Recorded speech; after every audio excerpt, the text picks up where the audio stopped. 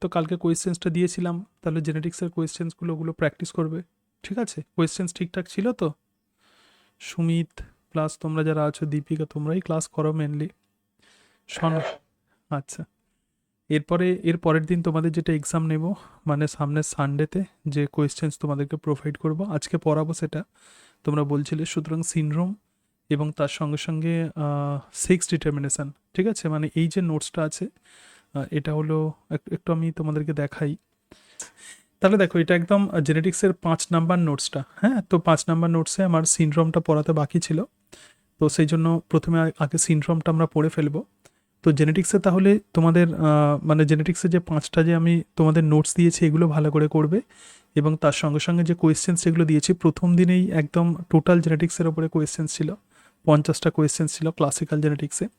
তারপরে মেন্ডেলিজমের ওপরে এবং এক্সেপশন অফ মেন্ডেলিজম, এরকম মোটামুটি 3টে পরীক্ষা নিয়েছি, 4টে। ঠিক আছে, তো সেই কোয়েশ্চেন্সগুলো ভালো করে প্র্যাকটিস করবে। 250-300টা কোয়েশ্চেন্স তোমরা এমনিতেই পেয়ে যাবে। সুতরাং ওই অংশগুলো প্র্যাকটিস করবে, আর তারপরে যদি সময় থাকে বাকিগুলো প্র্যাকটিস করবে। তো পরের দিন তাহলে যেটা পরীক্ষা হবে সেটা হচ্ছে সিনড্রোম থাকবে, এবং তার সঙ্গে সঙ্গে এই যে সেক্স ডিটারমিনেশন দেখতে পাচ্ছ, তো এই নোটসটার ওপরে পরীক্ষা হবে। ঠিক আছে, সবাই বুঝতে পেরেছো? তাহলে নেক্সট ডেতে এটা পরীক্ষা হচ্ছে। আর তারপরেই যেটা পরীক্ষা হবে সেটা হচ্ছে ক্রোমোজোম, ডিএনএ, আরএনএ, মানে ক্রোমোজোম, তার সঙ্গে সঙ্গে ডিএনএ স্ট্রাকচার, আরএনএ স্ট্রাকচার, এবং তার সঙ্গে সঙ্গে নিউক্লিওসোম, মানে পরের দিনের টপিক্সটাও আমি বলে দিলাম। ঠিক আছে, সিনড্রোম এবং তার সঙ্গে সঙ্গে ইভলিউশনের আরও একটা টপিক্স আছে, সেটা অ্যাডাপ্টেশন। খুব সহজ টপিক্স, খুব ইজি টপিক্স। তো সেখান থেকে যেগুলো ইম্পর্টেন্ট অংশ সেগুলো আমি তোমাদেরকে বলে দেবো, খুব সহজ। জেনেটিক্স হচ্ছে এবং তার মাঝখানে সিনড্রোমটা পড়িয়ে দেবো, তাহলে ইভলিউশনের একটা পোর্শন আমাদের হয়ে যাবে। ইভলিউশনে অলরেডি আমি তোমাদের অরিজিন অফ লাইফ একদম প্রথম ক্লাসে পড়িয়েছিলাম, আর আজকে একটু অ্যাডাপ্টেশন আমরা পড়ে ফেলবো। ঠিক আছে, সিনড্রোমের সঙ্গে অ্যাডাপ্টেশনটা আমরা কভার করব। ঠিক আছে, তাহলে আমি ক্লাস, ঠিক আছে। তাহলে দেখো, আমরা যেটা দেখেছিলাম, আগে সিনড্রোমটা একটু বলে দিই। What is syndrome? কেউ বলতে পারবে সিনড্রোম কাকে বলে? সিনড্রোম কাকে বলে কেউ বলতে পারবে? একটা পার্টিকুলার ডিজিজের জন্য যখন অনেকগুলো সিমটম দেখা যায় সেটা একসঙ্গে সিমটম, তাই না? আচ্ছা, আচ্ছা, সেটা ঠিক আছে। অ্যাকচুয়ালি সিনড্রোম কাকে বলে? সিনড্রোম হচ্ছে এনি ম্যানিফেস্টেশন, মানে যে কোনো characters which is occur due to chromosomal abnormality. ঠিক আছে, single cause of chromosomal abnormality, অর্থাৎ কেবলমাত্র ক্রোমোজোমাল অ্যাবনর্মালিটির জন্য যখন আমাদের কোনো কিছু পার্টিকুলার যখন বৈশিষ্ট্য যখন দেখা যায়, তো তখনই তাকে আমরা বলবো সিনড্রোম। ঠিক আছে, তার মানে ক্রোমোজোম সংখ্যার পরিবর্তনের জন্য any manifestations which can be seen due to single cause of chromosomal aberration, মানে ক্রোমোজোমের অ্যাবনর্মালিটির জন্য, কেবলমাত্র ক্রোমোজোমের অ্যাবনর্মালিটির জন্য যে সমস্ত ক্যারেক্টার্স আমরা দেখতে পাই, অ্যাবনর্মাল যে সমস্ত বৈশিষ্ট্য আমরা দেখতে পাই, তাহলে মেনি অ্যাবনর্মালিটি এক্ষেত্রে ক্যান বি সিন। ঠিক আছে, তো তাকেই আমরা single cause of chromosomal aberration, মানে একমাত্র ক্রোমোজোমাল অ্যাবারেশন অ্যাবনর্মালিটির জন্য যখন আমরা অনেক কিছু বৈশিষ্ট্য যখন আমরা দেখতে পাই, অনেক অ্যাবনর্মালিটি যখন আমরা দেখতে পাই, তো তখনই তাকে আমরা বলবো সিনড্রোম। তো ক্রোমোজোমাল অ্যাবনর্মালিটি প্রধানত 2 রকম হতে পারে। একটা হচ্ছে ক্রোমোজোমের সংখ্যার পরিবর্তন, সিনড্রোম মেনলি ক্রোমোজোমের সংখ্যার পরিবর্তনের জন্য হয়। আর হচ্ছে ক্রোমোজোমের মধ্যে যে জিন আছে সেই জিনগুলোর যদি কোনো পরিবর্তন হয় তাহলেও কিন্তু এই দুটোকে আমরা ক্রোমোজোমাল অ্যাবনর্মালিটি বলবো। কিন্তু সিনড্রোম প্রকৃতপক্ষে কিসের জন্য হচ্ছে? প্রধানত ক্রোমোজোম সংখ্যা, মানে ক্রোমোজোমের যে কোনো অ্যাবনর্মালিটির জন্যই প্রধানত আমরা সিনড্রোম দেখতে পাই। সেটা ক্রোমোজোমের মধ্যে জিন, মেনলি প্রধানত ক্রোমোজোমের মধ্যে, মানে কোনো সেলের মধ্যে ক্রোমোজোম সংখ্যার তারতম্যের জন্যই প্রধানত সিনড্রোম দেখা যায়। 90% ক্ষেত্রে ক্রোমোজোম সংখ্যার তারতম্যের জন্য এই বিভিন্ন রকমের অ্যাবনর্মালিটি দেখা যায়। কোনো কোনো ক্ষেত্রে ট্রান্সলোকেশনের জন্যও কিন্তু এই ঘটনা ঘটে। ঠিক আছে, অর্থাৎ কোনো কোনো ক্ষেত্রে জিনের, ক্রোমোজোমের মধ্যে বর্তমান জিনের অ্যারেঞ্জমেন্টের পরিবর্তনের জন্য অনেক সময় এই ঘটনা ঘটে। তো নাম্বার অফ দ্য ক্রোমোজোম, মানে ক্রোমোজোম সংখ্যার উপর ভিত্তি করে দেখো কোন ধরনের অ্যাবনর্মালিটি আমরা দেখতে পাই। অটোজোমের যদি সংখ্যার যদি পরিবর্তন হয় তাহলে ডাউন সিনড্রোম আমরা দেখতে পাই। ডাউন সিনড্রোম মানে 21 নাম্বার ক্রোমোজোমের ট্রাইজোমি, মানে 21 নাম্বার ক্রোমোজোম তো দুটো করে থাকে, তাহলে যদি কোনোভাবে আমরা 3টে যদি দেখতে পাই 21 নাম্বার ক্রোমোজোম, তাহলে কিন্তু অনেক অ্যাবনর্মালিটি দেখা যায়। তো এটাই হলো প্রধানত ডাউন সিনড্রোম। এছাড়া সেক্স ক্রোমোজোমের যদি কোনো অ্যাবনর্মালিটি দেখা যায়, সংখ্যার যদি কোনো চেঞ্জ দেখা যায়, যেমন টার্নার সিনড্রোম এবং ক্লাইনফিল্টার সিনড্রোমে এই ঘটনা দেখা যায়। আবার কিছু জেনেটিক্যাল ডিজিজ আছে যেমন জিনস প্রেজেন্ট ইন ক্রোমোজোম, এগুলোও কিন্তু ক্রোমোজোমাল অ্যাবনর্মালিটির মধ্যে পড়ে।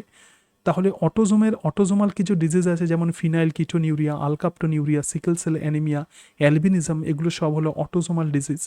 আর সেক্স ক্রোমোজোমাল ডিজিজ আছে হিমোফিলিয়া এবং কালার ব্লাইন্ডনেস। তাহলে ক্রোমোজোমের মেনলি সংখ্যার পরিবর্তনের জন্য প্রধানত 90% ক্ষেত্রে যে সমস্ত অ্যাবনর্মালিটি আমরা দেখতে পাই তো তাকেই আমরা বলবো সিনড্রোম।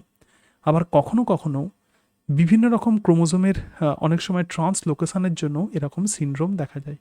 তাহলে সিনড্রোম কাকে বলে বুঝতে পেরেছো? দেখো, সিনড্রোম কাকে বলে বোঝা। তো প্রথমে আমরা যেটা পড়বো সেটা হচ্ছে ডাউন সিনড্রোম। যদিও আমাদের সিলেবাসে স্পেসিফিক্যালি মেনশন করা নেই যে ডাউন সিনড্রোম জিনিসটা, মানে ডাউন সিনড্রোম স্পেসিফিক্যালি মেনশন করা নেই।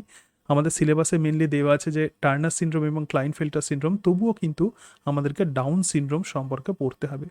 এক্ষেত্রে দেখো আমি একটা ছক দিয়ে দিয়েছি এবং এটা তোমাদের এর আগের দিনেও কনফিউশন করছিল।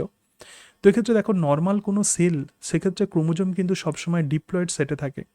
আর মোনোজমিক তাহলে আমরা কাকে বলবো? ধরো যাক এক্ষেত্রে ক্রোমোজোমগুলো ডিপ্লয়েড সেটে থাকে, মানে প্রত্যেকটা ক্রোমোজোম জোড়ায় জোড়ায় থাকে। মোনোজমিক কাকে বলে? যখন এন্টায়ার সেটের মধ্যে, টোটাল সেটের মধ্যে কোনো একটা সেটে একটি ক্রোমোজোম যদি না থাকে তখনই তাকে আমরা বলবো মোনোজমিক। এন্টায়ার সেটের মধ্যে, আবার বলছি এন্টায়ার সেটের মধ্যে কোনো একটা সেটে, এখানে আমি কটা সেট দেখতে পাচ্ছি? একটা, দুটো, তিনটে, চারটে। তাহলে এই চারটে হলো এন্টায়ার সেট, এর কোনো একটা সেটে, ধরা যাক এই সেটটাতে, প্রথম সেটটাতে যদি একটা ক্রোমোজোম যদি না থাকে তখনই তাকে আমরা বলবো মোনোজমিক। এই টার্মগুলো আমাদের লাগবে। নালিজমিক মানে কি? যখন এন্টায়ার সেটের মধ্যে কোনো একটা সেট টোটালি অ্যাবসেন্ট থাকে, অর্থাৎ এই যে চারটে আমরা সেট দেখতে পাচ্ছি, এই চারটে সেটের মধ্যে হয়তো লাল সেটটা অ্যাবসেন্ট আছে, দেখতে পাচ্ছি না, এটা নেই, তখনই তাকে আমরা বলবো নালিজমিক। আর ট্রাইজমিক কাকে বলে? এন্টায়ার সেটের মধ্যে কোনো একটা সেটে যদি ক্রোমোজোম যদি তিনটে হয়ে যায় তো তখনই তাকে আমরা বলবো ট্রাইজমি। ঠিক আছে? তো এক্ষেত্রে ডাউন সিনড্রোম দেখো, এই সিনড্রোম প্রথম আবিষ্কার করেছিলেন বিজ্ঞানী লংডন ডাউন। তিনি কিছু জড়বুদ্ধি সম্পন্ন শিশু দেখেছিলেন, মানে জড়বুদ্ধি সম্পন্ন শিশু মানে তাদের ইন্টেলিজেন্সি খুব কম, মানে অতটা বেশি নয়, এবং জড়বুদ্ধি সম্পন্ন, তাদের কোনো বুদ্ধিই নেই অ্যাকচুয়ালি। এবং এই ডাউন সিনড্রোম প্রধানত দেখা গেছে যে তাদের মায়েদের বয়স যখন 40 বছরের উপরে, তখন সেই মায়েরা যখন এই মানে বেশিরভাগ ক্ষেত্রে ডাউন সিনড্রোম সেক্ষেত্রেই দেখা যায় যদি বাবা মায়ের বয়স যদি অ্যাবোভ 40 হয়ে যায়, বিশেষত মায়ের বয়স যদি অ্যাবোভ 40 হয়ে যায়, তাহলেই কিন্তু তার সন্তানের মধ্যে ডাউন সিনড্রোম দেখা যায়। ঠিক আছে? কারণ আমরা যখন ছোট থাকি, মানে ছোট বলতে আই মিন যখন আমরা অ্যাকচুয়াল রিপ্রোডাক্টিভ এজে থাকি, তখন আমাদের ক্রোমোজোমগুলোর মধ্যে ডিসজাংশন হয়, মানে ক্রোমোজোমগুলো পরস্পরের সঙ্গে খুব ইজিলি সেপারেটেড হয়ে যায়। কিন্তু যখন অ্যাবোভ 40 যখন এজ যখন হয়ে যায় মায়ের ক্ষেত্রে, তখন ক্রোমোজোমের সেপারেশন ঠিকঠাকভাবে হয় না, মানে নর্মাল ডিসজাংশন হয় না। অ্যানাফেজ দশাতে যে ক্রোমোজোম যে দুটো মেরুর দিকে চলে যায়, সেপারেশন যে হয়, তো সেটা তখন ঠিকঠাকভাবে হয় না, এবং সেই কারণের জন্যই প্রধানত এই ধরনের সিনড্রোম দেখা যায়। তো এক্ষেত্রে দেখো এই যে ডাউন সিনড্রোম প্রধানত অটোজোমাল ট্রাইজোমে, অনেক সময় পরীক্ষাতে প্রশ্ন দেয় যে ডাউন সিনড্রোম কোন ধরনের ক্রোমোজোমাল অ্যাবনর্মালিটি, তাহলে এটা কিন্তু অবশ্যই অটোজোমাল ট্রাইজোমি হবে। ঠিক আছে? দেখো এক্ষেত্রে আমরা একটা সোম্যাটিক সেল দেখতে পাচ্ছি, মানে এটা হলো নর্মাল দেহকোষ, এবং এই দেহকোষের মধ্যে সমস্ত ক্রোমোজোমগুলো কিন্তু ডিপ্লয়েড সেটে থাকে। ধরে নাও এখানে 22 জোড়া মানে অটোজোম আছে এবং তার সঙ্গে সঙ্গে এক জোড়া সেক্স ক্রোমোজোম আছে, তাহলে ক্রোমোজোমগুলো মেনলি জোড়ায় জোড়ায় থাকে। এবং নর্মাল কোনো সোম্যাটিক সেল বা দেহকোষের জেনোটাইপ কী হবে? 44টা অটোজোম এবং একজোড়া সেক্স ক্রোমোজোম। যদি ফিমেল হয় তাহলে দুটো এক্স ক্রোমোজোম বা সেক্স ক্রোমোজোম, আর যদি মেল হয় তাহলে এক্স আর ওয়াই ক্রোমোজোম। তাহলে প্রত্যেকটা ক্ষেত্রে মানে নর্মাল মেল এবং ফিমেল উভয়ের ক্ষেত্রেই কিন্তু আমরা দেখতে পাচ্ছি 46 ক্রোমোজোম, মানে 46টা ক্রোমোজোম দেখতে পাচ্ছি। কিন্তু যদি ডাউন সিনড্রোম হয়, তাহলে ডাউন সিনড্রোমে আক্রান্ত কোনো শিশুর তুমি যদি সোম্যাটিক সেলটাকে যদি নিয়ে যদি তার ক্রোমোজোমকে যদি কাউন্ট করো, অনেক সময় অ্যামনিওসেন্টেসিস পদ্ধতিতে এই ঘটনা ধরা পড়ে, এবং তো সেই কারণের জন্য এক্ষেত্রে অ্যামনিওসেন্টেসিস পদ্ধতিতে অনেক সময় কিন্তু কোন ধরনের সিনড্রোম আছে সেটা কিন্তু ধরা পড়ে। ঠিক আছে? যদি কোনো ক্রোমোজোম সংখ্যার যদি তারতম্য হয় এমব্রায়োতে, তাহলে সেটা অ্যামনিওসেন্টেসিসে যদি ধরা পড়ে। অ্যামনিওসেন্টেসিস মানে অ্যামনিওটিক ফ্লুইডটাকে কালেক্ট করা হয়, তো সেই অ্যামনিওটিক ফ্লুইডের মধ্যে বা এমব্রায়ের কিছু সেল থেকে যায়, তো সেই সেলগুলোকে এবার ক্রোমোজোমগুলোকে কাউন্ট করা হয়। তো এই যে প্রসেস, এটা হলো অ্যামনিওসেন্টেসিস। তাহলে অ্যামনিওসেন্টেসিস পদ্ধতিতে কিন্তু সিনড্রোম ধরা পড়ে। এটা দেখছিলাম যে কিছু এমসিকিউতে আছে, তো সেই জন্য এটা তোমাদেরকে বলে দিলাম। এবার দেখো এই যে ট্রাইজোমে যে বিষয়টা আমি বলছি, তাহলে 21 নাম্বার যে ক্রোমোজোম আছে, যারা কোনো ডাউন সিনড্রোমে আক্রান্ত কোনো শিশুর তুমি একটা সেল নিয়ে নিলে, সেল নিয়ে তার ক্রোমোজোমকে তুমি কাউন্ট করছো, দেখছো যে 21 নাম্বার ক্রোমোজোমটা 3টে আছে, তাহলে trisomy of the 21st chromosome. আমি কি বলেছিলাম, এন্টায়ার সেটের মধ্যে কোনো একটা সেটে ক্রোমোজোম যদি 3টে থাকে, তো তখনই তাকে আমরা বলবো ট্রাইজোমি। সুতরাং ডাউন সিনড্রোমের কারণই হলো 21 নাম্বার ক্রোমোজোমের ট্রাইজোমি। তাহলে এক্ষেত্রে দেখো, নর্মাল ক্ষেত্রে এটা যেহেতু অটোজোমাল সিনড্রোম, তাহলে নর্মাল ক্ষেত্রে অটোজোম কতগুলো থাকে? 44টা, কিন্তু একটা বেড়ে গেছে, তাহলে কতগুলো অটোজোম থাকবে? 45, ঠিক আছে, 45টা অটোজোম এবং 2টো সেক্স ক্রোমোজোম। তাহলে এটা হচ্ছে এক্স এক্স, মানে এরা ফিমেল। আবার দেখো এই জায়গাতেও অটোজোম বেড়ে গেছে, তাহলে 45 অটোজোম প্লাস এক্স ওয়াই, তার মানে এদের ক্রোমোজোম সংখ্যা কত হলো? 47। থাকার কথা ছিল 46, বাট ডাউন সিনড্রোমে আমরা ক্রোমোজোম দেখতে পাচ্ছি কতগুলো? 47। তাহলে অটোজোমের সংখ্যা এক্ষেত্রে বেড়ে যাচ্ছে। 44টা অটোজোম ছিল, একটা বেড়ে গেল, তাহলে 45টা হয়ে গেল। সুতরাং এক্ষেত্রে অটোজোমের সংখ্যা বেড়ে যাচ্ছে। তো এটাই হলো genotype of the down syndrome. তাহলে ডাউন সিনড্রোম মেলও হতে পারে, ডাউন সিনড্রোমে আক্রান্ত শিশু ফিমেলও হতে পারে। এটুকু সবাই বুঝতে পেরেছো ডাউন সিনড্রোমের জেনোটাইপ? ঠিক আছে, ক্লিয়ার? আচ্ছা, বুঝতে পেরেছো। এবার দেখো, তাহলে ফেনোটাইপ কি হবে? ফেনোটাইপ অবশ্যই এদের আইকিউ লেস হবে।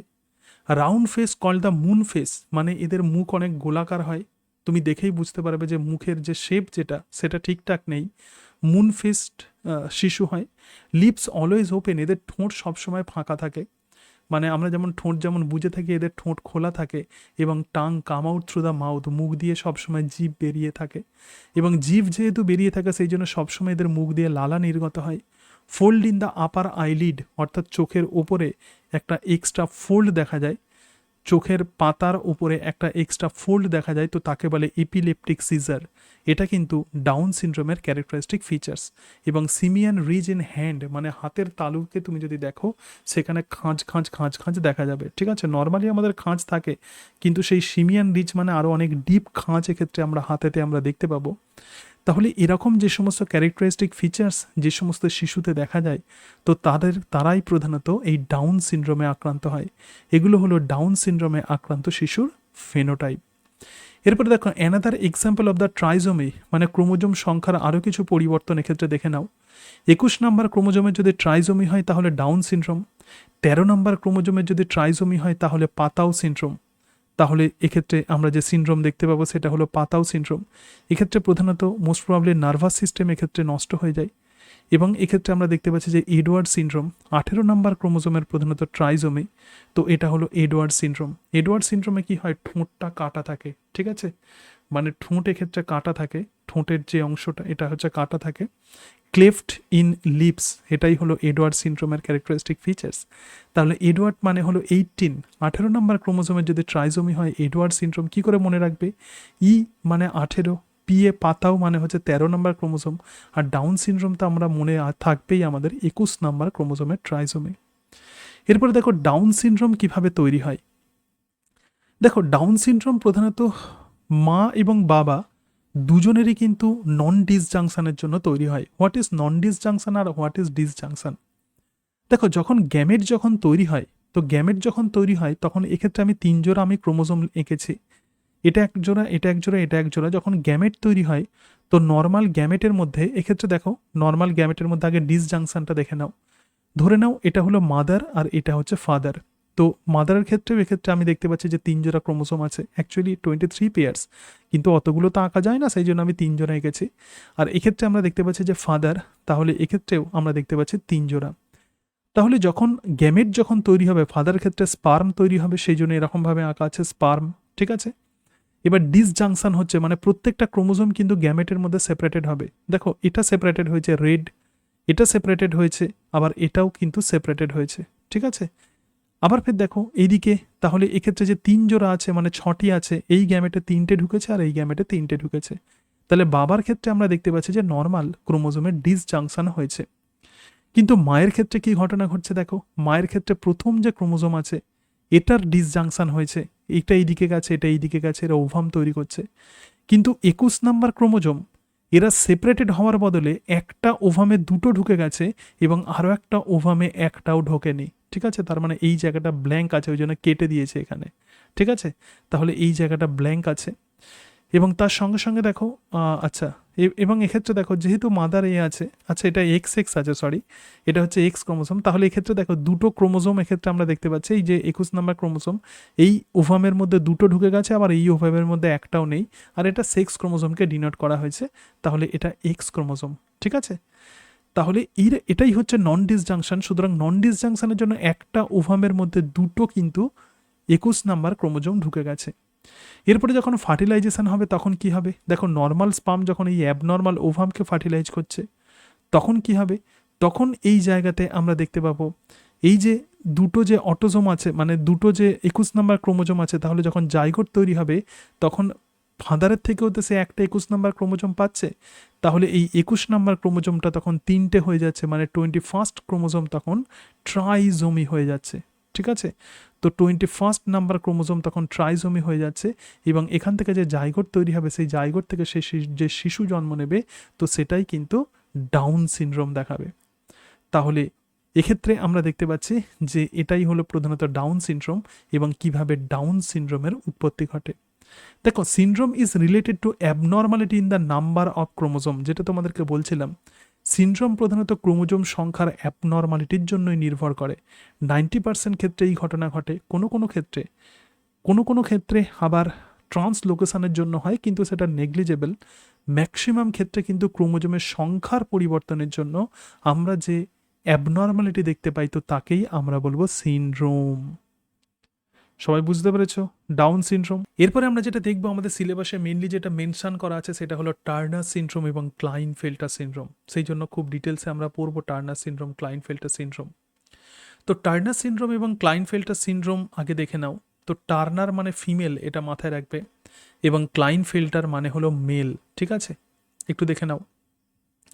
এগুলো কিন্তু sex chromosomal abnormality. Down syndrome আমরা যেটা দেখলাম সেটা হলো অটোজোমাল অ্যাবনর্মালিটি, বাট টার্নার আর ক্লাইনফেল্টার কিন্তু সেক্স ক্রোমোজোমাল অ্যাবনর্মালিটি।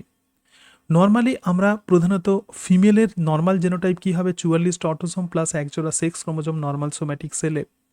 আবার মেলদের ক্ষেত্রে 44টা অটোজোম এবং একজোড়া সেক্স ক্রোমোজোম, সেটা XY হবে।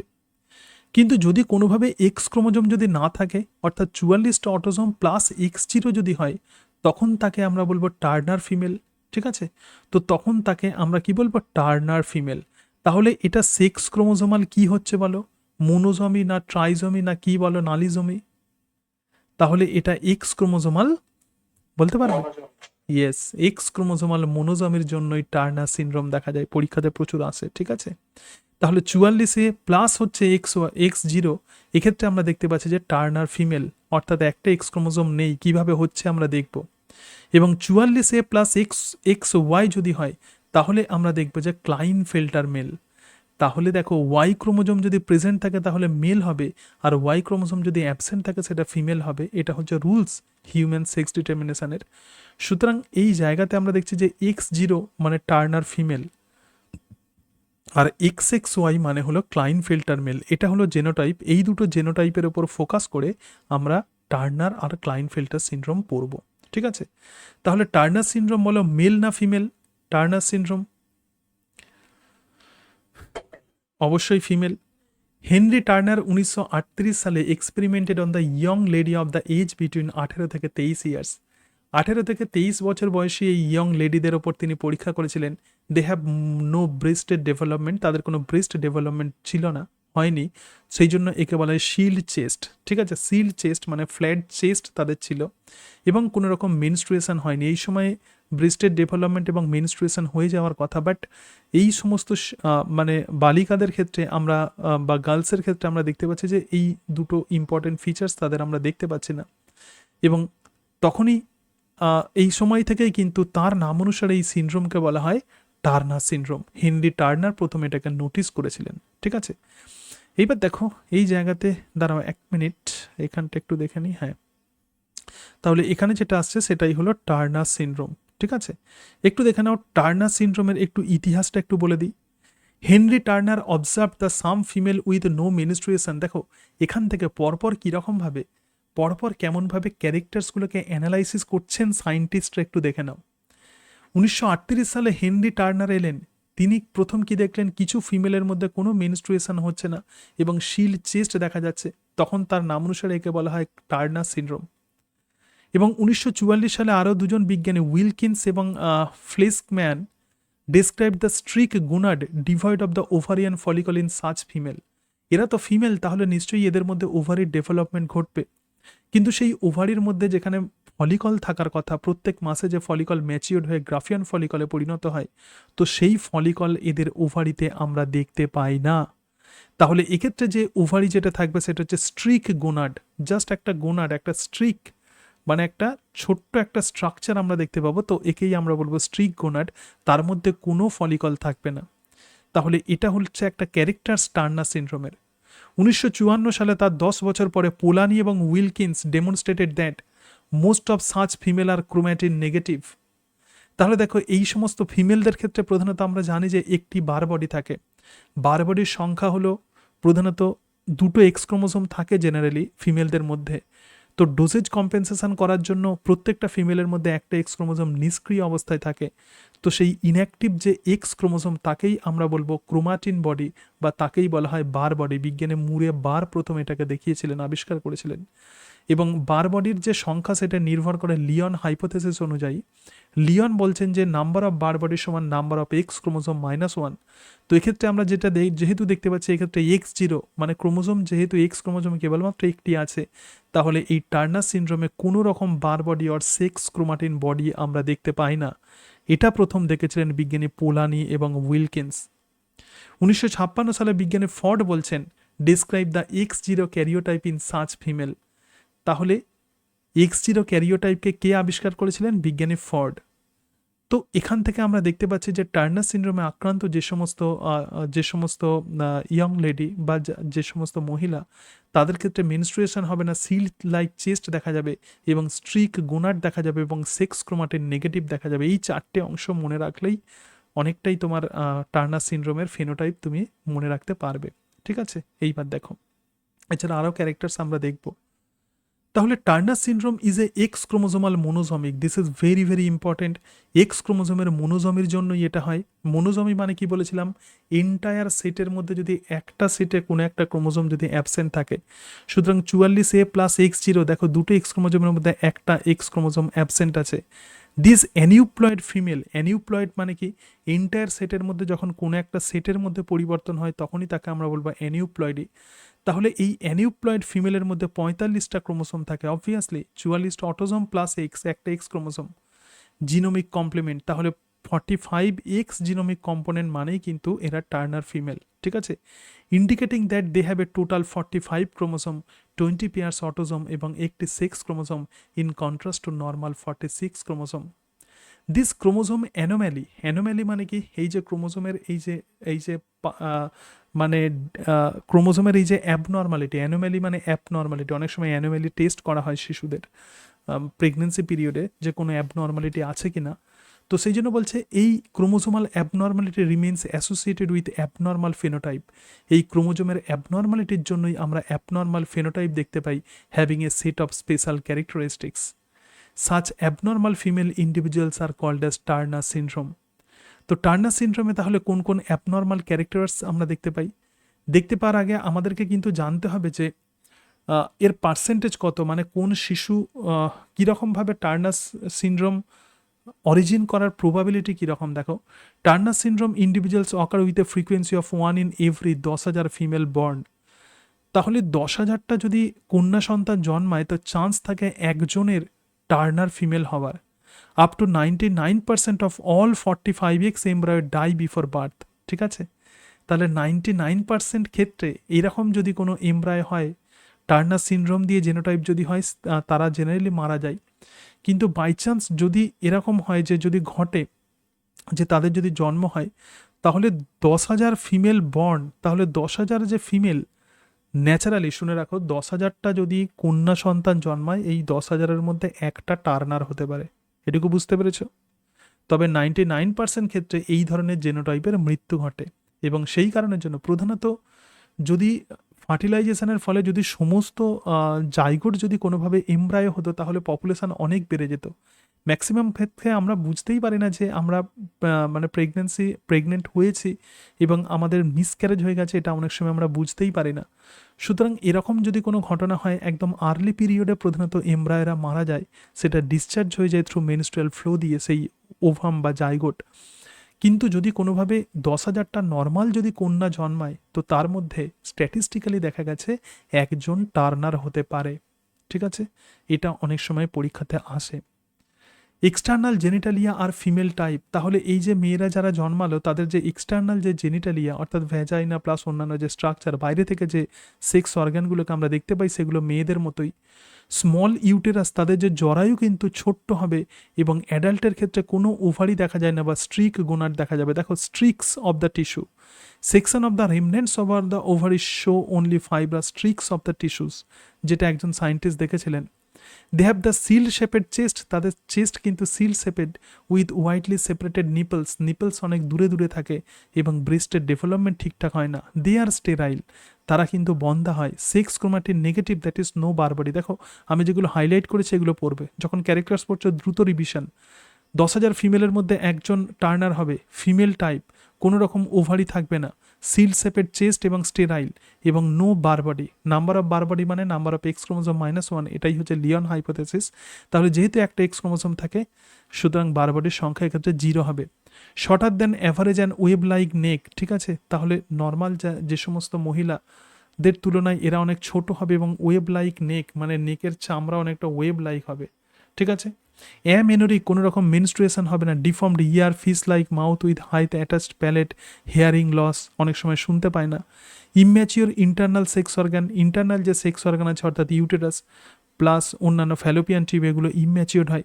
Karyotype of the patient is 45 chromosome and the X0 and the sex chromosome constituents. ঠিক আছে, তাহলে X0 সেক্স ক্রোমোজোমাল কনস্টিটিউশন, তার মানে 44A প্লাস এক্ষেত্রে X0।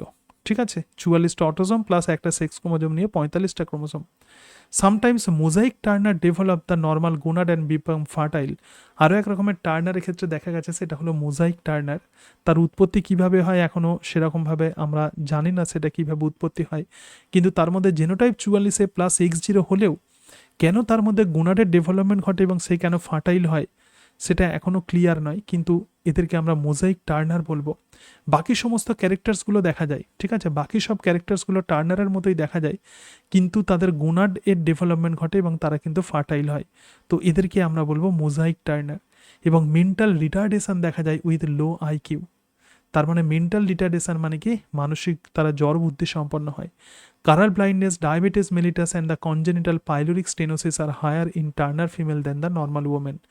এগুলো অত মনে রাখতে হবে না, তুমি শুধু এটুকু মনে রাখবে মেন্টাল রিটার্ডেশন কতগুলো ক্রোমোসোম থাকে, যেগুলো আমি হাইলাইট করে দিয়েছি, এইগুলো মাথায় রাখবে। এগুলো হলো টার্নার সিনড্রোমের ক্যারেক্টারিস্টিক ফিচার্স।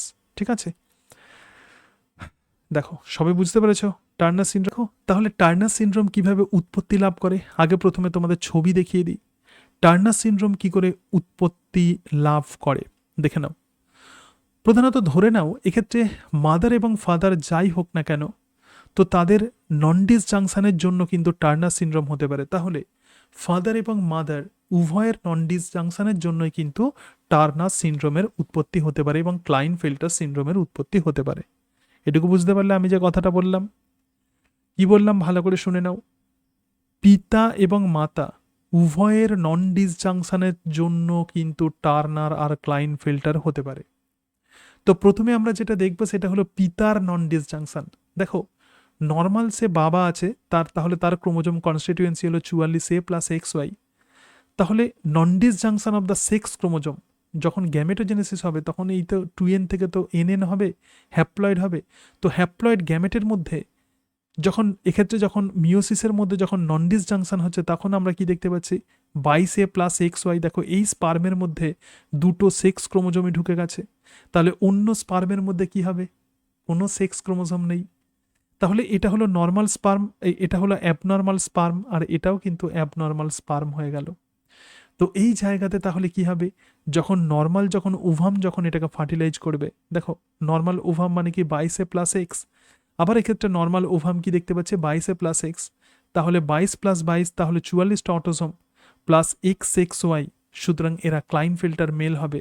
আবার দেখো 22 + x এই 0 প্লাস, আবার দেখো 22 + x ওভাম মানে ডিম্বাণু, তাহলে 44A + x0 মানে টার্নার ফিমেল। সুতরাং এক্ষেত্রে আমরা দেখতে পাচ্ছি যে ফাদারের নন ডিসজাংশনের জন্য কিন্তু এই রকমভাবে টার্নার সিনড্রোমের উৎপত্তি ঘটে। এই কোয়েশ্চেন্স কিভাবে দেওয়া হয় আমি তোমাদের পরীক্ষাতে যে কোয়েশ্চেন্স দেবো তাতেই দেখতে পাবে কিভাবে এরকম কোয়েশ্চেন্স দেওয়া হয় এই ছক থেকে, ঠিক আছে। আবার দেখো মাদারের নন ডিসজাংশন, এবার আমরা দেখে নিই non disjunction of the female above 40 years. এখানে একটা খুব গুরুত্বপূর্ণ বিষয় আছে, দেখে নাও, non disjunction of the male above 46 থেকে 47 ইয়ার্স। তাহলে মেলদের ক্ষেত্রে নন ডিসজাংশন কত বছর বয়সের থেকে শুরু হবে, 46 থেকে 47 বছর বয়সের পর থেকে মেলদের ক্ষেত্রে নন ডিসজাংশন হয়। আর ফিমেলদের ক্ষেত্রে 40 বছরের পর থেকে, মানে মেলরা আরও 6 বছর পর্যন্ত সে কিন্তু সেক্সুয়ালি অ্যাক্টিভ থাকে, মানে নর্মালি তার গ্যামেট কিন্তু নর্মাল হয়, হেলদি তার গ্যামেট হয়। কিন্তু ফিমেলদের ক্ষেত্রে অ্যাবভ 40 গ্যামেট কিন্তু হেলদি হয় না, ঠিক আছে।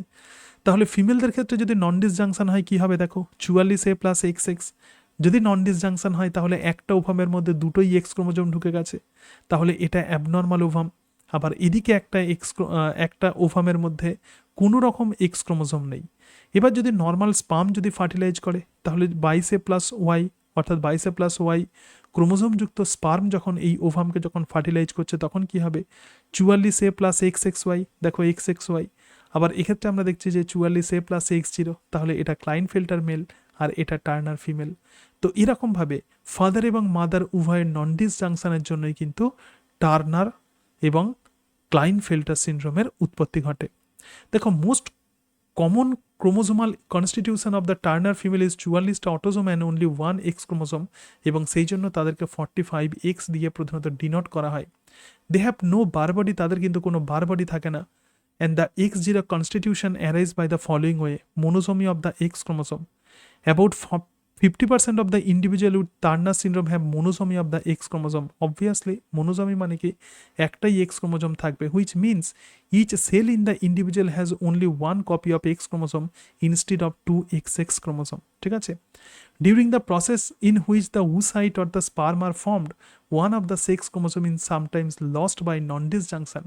কখনো কখনো কোনো ওভাম অথবা স্পার্মে একটা সেক্স ক্রোমোজোম লস হয়ে যেতে পারে। An embryo receiving only a Y chromosome can not survive. তাহলে দেখো এক্ষেত্রে এক্স ক্রোমোজোমটাকেই আমরা মেনলি ফোকাস করছি। তো কোনো এমব্রায়ের মধ্যে যদি শুধুমাত্র ওয়াই ক্রোমোজোম থাকে, মানে 44A + X0 আমি বলছি, তুমি তো এবার বলতে পারো যে স্যার তাহলে 44A + Y0 তাহলে কোন সিনড্রোম দেখা যাবে। দেখো কোন সিনড্রোম দেখা যাবে, an embryo receiving only a Y chromosome can not survive. এই সমস্ত এমব্রায়োটা কিন্তু মারা যায়, but an embryo receiving only 1 X chromosome develop as a female with Turner syndrome. 45X0 is known as classic Turner syndrome, ঠিক আছে। সুতরাং আমরা দেখলাম যে ওয়াই ক্রোমোজোম যদি শুধু থাকে তাহলে এমব্রায়ো কিন্তু মারা যায়, ঠিক আছে। এবং সেই কারণের জন্য কখনোই টার্নার মেল কিন্তু আমরা পাবো না। কি বললাম বুঝতে পেরেছো? আমরা টার্নার ফিমেল পাবো 44A + X0। তুমি বলতে পারো স্যার তো টার্নার ফিমেল আমরা পাই, তাহলে টার্নার মেল হলে কি হবে 44A + Y0। তো এটা তো টার্নার মেল হতে পারে, বাট টার্নার মেল আমরা কখনোই পাবো না, কারণ 44A + Y0 এরকম যদি কোনো গ্যামেট হয় সেখান থেকে যে এমব্রায়ো তৈরি হবে সেই এমব্রায়ো কিন্তু ভায়াবল নয়, ঠিক আছে। তাহলে সেই কারণের জন্য আমরা কখনোই টার্নার মেল কিন্তু আমরা পাই না। ওকে, এটাই হচ্ছে টার্নার সিনড্রোম। সবাই বুঝতে পেরেছো তো? দেখো পরের অংশে যাই। এরপরে দেখো, এরপরে আমরা যেটা দেখবো সেটা হলো ক্লাইনফেল্টার সিনড্রোম। তো ক্লাইনফেল্টার সবসময় কিন্তু মেল হবে। নর্মাল মেলের জেনোটাইপ হচ্ছে 44A + XY, কিন্তু ক্লাইনফেল্টার যদি মেল হয় তার জেনোটাইপ হবে 44A + XXY। এবং যেহেতু আমরা দুটো এক্স ক্রোমোজোম দেখতে পাচ্ছি, তো একটা এক্স ক্রোমোজোম ইনঅ্যাক্টিভ হবে, তার মানে সেই ইনঅ্যাক্টিভ এক্স ক্রোমোজোম থেকে একটা বার বডি আমরা দেখতে পাবো। অলদো দে আর মেল, যদিও তারা পুরুষ, but yet having one bar body. Klinefelter syndrome is actually result of trisomy of sex chromosome. সুতরাং Down syndrome monosomy of autosome, Turner syndrome monosomy of sex chromosome, আর ক্লাইনফেল্টার সিনড্রোম হচ্ছে trisomy of sex chromosome.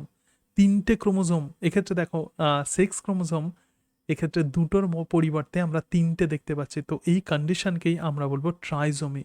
এটা এক ধরনের ইউপ্লয়েডি না অ্যানিউপ্লয়েডি বলতে পারবে? এটা এক ধরনের, হ্যাঁ হ্যাঁ, এটা এক ধরনের অ্যানিউপ্লয়েডি। যখন এন্টায়ার সেটের মধ্যে কোনো একটা পার্টিকুলার সেটকে যখন আমরা কনসিডার করব, তো তখনই তাকে আমরা বলবো অ্যানিউপ্লয়েডি। দেখো, what is the Klinefelter syndrome? About 2 of every 1000 male birth produce the person. তাহলে আমরা কোন সিনড্রোমকে আমরা বেশি দেখতে পাই, টার্নার না ক্লাইনফেল্টার? পপুলেশনে আমরা দেখেছিলাম একজন 10,000 জন কন্যার পিছনে একজন টার্নার হতে পারে, আর ক্লাইনফেল্টার দেখো 2 of every 1000 মেল বার্থ। তাহলে পপুলেশনে আমরা যে সিনড্রোমকে বেশি দেখতে পাই, তো সেটাই হলো ক্লাইনফেল্টার সিনড্রোম। 10,000 জনের মধ্যে যদি একজন জন্মায় আর 1000 জনের মধ্যে যদি দুজন জন্মায়, তার মানে অবভিয়াসলি তার ফ্রিকোয়েন্সি বেশি হবে। তাহলে 2 of every 1000 male birth produce the person with 47 chromosome. কেন 47 ক্রোমোসোম হচ্ছে? 44টা অটোজোম প্লাস 3টে সেক্স ক্রোমোসোম এক্ষেত্রে আছে, XXY। সুতরাং 44 প্লাস 3 মানে হলো 47 chromosome. This condition is called as Klinefelter syndrome. একটু হিস্ট্রি দেখে নাও, ক্লাইনফেল্টার সিনড্রোমের কোন বিজ্ঞানী কোন কোন জিনিস আবিষ্কার করেছেন। 1942 সালে doctor Harry Klinefelter and his coworker found 9 men with small testis. তাহলে 9টা পুরুষকে তারা আইডেন্টিফাই করেছিলেন, তাদের মধ্যে টেস্টিস কিন্তু ছোট। ঠিক আছে, আগের সময় আমরা গোনাডে কি দেখেছিলাম? ওভারি ছিল স্ট্রিক ওভারি, কিন্তু এক্ষেত্রে আমরা টেস্টিসকে ছোট দেখব। আসপার্মিয়া, কোনো স্পার্ম তাদের তৈরি হয় না। এলিভেটেড ইউরিনারি গোনাডোট্রপিন হরমোন বা GTH এর পরিমাণ প্রচুর বেশি থাকে, কারণ সেক্ষেত্রে কোনো রকম নেগেটিভ ফিডব্যাক পায় না এই গোনাডোট্রপিক হরমোন। এবং গাইনাকোম্যাস্টিক্স, মানে ফিমেলদের মতো তাদের ব্রেস্টের ডেভেলপমেন্ট হয়, যদিও তারা male but female like chest তাদের আমরা দেখতে পাই। This persons were later designated as the Klinefelter syndromic. ঠিক আছে, তাহলে ডক্টর হেনরি টার্নার, এই হেনরি ক্লাইনফেল্টার, এই সমস্ত ফিচার্স তিনি আবিষ্কার করেছিলেন। 1956 সালে Bradbury found that such person with sex chromatin positive. তাহলে ব্র্যাডবুরি কি দেখলেন? এরা হচ্ছে সেক্স ক্রোমাটিন পজিটিভ, মানে একটা বার বডি তাদের আমরা দেখতে পাবো ইন ইটস ক্যারিওটাইপ। 1956 সালে Jacob and the Strong describe the presence of the 2X chromosome. তো জ্যাকব আর স্ট্রং প্রথম বললেন যে এদের মধ্যে দুটো X ক্রোমোজোম থাকে in addition to a Y chromosome. Y ক্রোমোজোমের সাথে সাথে আরও দুটো X ক্রোমোজোম এদের মধ্যে আমরা দেখতে পাই। এবং 1964 সালে বিজ্ঞানী Court Brown describe that in most 3/4 cases, অর্থাৎ চারটে ঘটনার মধ্যে 3টে ঘটনা তাদের ক্যারিওটাইপ কিন্তু 47XXY হতে পারে। অন্য ক্ষেত্রে অন্যরকমভাবে হতে পারে, কোনো ট্রান্সলোকেশনের জন্য হতে পারে, কিন্তু ম্যাক্সিমাম ক্ষেত্রে এই ক্যারিওটাইপ এই কারণের জন্যই হয়। তো এগুলো হলো ফেনোটাইপ বোঝার জন্য বিভিন্ন সায়েন্টিস্ট কোনটা আবিষ্কার করেছেন সেটা আমরা দেখলাম। ঠিক আছে, symptoms at birth and childhood দেখে নাও। এই যে ক্লাইনফেল্টার সিনড্রোম আমি এইভাবে ভাগ করেছি যে শৈশবে কোন বৈশিষ্ট্য দেখা যায়, শিশু অবস্থায় পিউবার্টিতে কোন বৈশিষ্ট্য দেখা যায়। দেখো, শৈশবে আনডিসেন্ডেন্ট টেস্টিকলস, মানে টেস্টিস যে আমাদের স্ক্রোটাম নামক থলির মধ্যে নেমে আসে, তো এদের ক্ষেত্রে সেটা নেমে আসে না। মাসেলস এক্ষেত্রে উইক হয়, প্রচুর মাসেলস উইক হবে। স্লো মোটর ডেভেলপমেন্ট মানে কি, যে হাত পা যে আমরা যে নাড়াচাড়া করি, এরা ভালোভাবে হাত পা নাড়াচাড়া করতে পারে না। ডিলে স্পিকিং, কথা বলতে অনেক দেরি হয়। টলার দেন অ্যাভারেজ হাইট, অর্থাৎ নর্মাল হাইটের থেকে এদের হাইট অনেক বড় হয়। লঙ্গার লেগ, এদের লেগ অনেক বড় হবে। এবং ব্রডার হিপস মানে কি, কোমরের দিকটা মানে পেলভিক গার্ডেল ফিমেলদের মতো অনেক ব্রড হবে। তো শৈশবেই কিন্তু এটা বোঝা যায়, আনডিসেন্ডেন্ট টেস্টিকলস, উইক মাসেলস, টলার এবং লঙ্গার লেগস এবং ব্রডার হিপস যদি হয়, সে কিন্তু ক্লাইনফেল্টারের দিকে টার্ন নিচ্ছে। তাহলে পিউবার্টিতে কোন কোন বৈশিষ্ট্য দেখতে পাবো? স্মল টেস্টিস আর বাড়ছে না, অর্থাৎ হাইপোগোনাডিজম। ব্রেস্ট টিস্যু ডেভেলপমেন্ট, তো তাকেই আমরা বলবো gynaecomastia. Low sperm count or no sperm, তো পিউবার্টিতে প্রথমত স্পার্ম তৈরি হয়ে যাওয়ার কথা কিন্তু এক্ষেত্রে কোনো স্পার্ম হচ্ছে না। লো সেক্স ড্রাইভ, তো পিউবার্টিতে মেলদের ক্ষেত্রে সেক্স ড্রাইভ মানে যৌন চাহিদা অনেক বেশি থাকে, কিন্তু এদের ক্ষেত্রে সেটা থাকে না। Taller than average height, average হাইটের থেকে এরা টলার হয়, উইক বোনস হবে, decreased facial and the body hair, এই সময় গোমদারের আবির্ভাবও ঠিকঠাক হবে না। Less muscular than the normal, সাধারণ যে পুরুষ যাদের হচ্ছে মাস্কিউলাইন বডি হয়, তো এদের ক্ষেত্রে অতটা হয় না। ইনক্রিসড বডি ফ্যাট, ফিমেলদের লাইক বডি ফ্যাট তৈরি হয়, এবং স্মল পেনিসেরও ডেভেলপমেন্ট ঠিকঠাক হয় না। ঠিক আছে, তাহলে এগুলো প্রধানত পিউবার্টি বা আমরা অ্যাডাল্ট পিরিয়ডে আমরা এই সমস্ত কন্ডিশনগুলো দেখতে পাই। এবং তার সঙ্গে সঙ্গে দেখো, a sex chromosome trisomy with a chromosome complement 47 XXY individual associated with abnormal manifestations describe by H.F. Klinefelter is called as the Klinefelter syndrome. তো ক্লাইনফেল্টার সিনড্রোম প্রধানত কাকে বলে তার definition: in human this syndrome is observed in a rate of 1 person per every 500 life of the male birth. তো 1000টা প্রথমে আমরা ধরেছিলাম এতগুলো শিশু, মানে 500টা মেল আর 500টা ফিমেল, 1000 বার্থ। ঠিক আছে, আচ্ছা, টু অফ এভরি 1000 বার্থ, তাহলে দেখো একজন 500টার মধ্যে তাহলে কি হচ্ছে, একজন, তার মানে স্ট্যাটিস্টিক্স আমাদের ঠিকই আছে। ঠিক আছে, কোথা গেল, হ্যাঁ এই জায়গাটাতে চলে আসি। দেখো 1 person of every 500 live male birth, তাহলে 1000টার জন্য যদি 2জন হয়, তাহলে 500টা যদি শিশু জন্মায়, পুরুষ যদি জন্মায়, তার মধ্যে একজন পার্সন কিন্তু ক্লাইনফেল্টার হবে। আর আগে আমরা টার্নারে কি দেখছিলাম, 10,000 জনে একজন, আর এক্ষেত্রে আমরা কি দেখছি যে 500 জনে একজন, মানে 1000 জনে কতজন, 2জন হচ্ছে। ঠিক আছে, তাহলে ফ্রিকোয়েন্সি কিন্তু ক্লাইনফেল্টার সিনড্রোমেরই বেশি হয়। These individuals are phenotypically male but some tendency towards the femaleness। দেখো এরা ফেনোটিপিক্যালি মেল, কিন্তু কিছু টেন্ডেন্সি দেখে ফিমেলনেসের দিকে, যেমন এদের ফ্যাট এর ডেভেলপমেন্ট হচ্ছে, তারপরে ব্রেস্টের ডেভেলপমেন্ট হচ্ছে, particularly in the secondary sex characters. তাহলে দেখো male phenotype with male genitalia, তাহলে এদের ফিনোটাইপ কিন্তু মেল এবং জেনিটালিয়া মানে এক্সটার্নাল সেক্স অর্গানও মেলদের মতো। ইন্ডিভিজুয়াল হ্যাভ দ্য ক্যারিওটাইপ, তাহলে দেখো ক্লাইনফেল্টার সিনড্রোম বিভিন্ন রকম ক্যারিওটাইপ নিয়ে জন্মায়। 47 XXY হতে পারে, 48 XXY হতে পারে, 48 এই সমস্ত হতে পারে। সুতরাং যাই হোক না কেন, ওয়াই ক্রোমোজোম যদি প্রেজেন্ট থাকে তাহলে সে কিন্তু মেল হবে, সে হবে ক্লাইনফেল্টার মেল।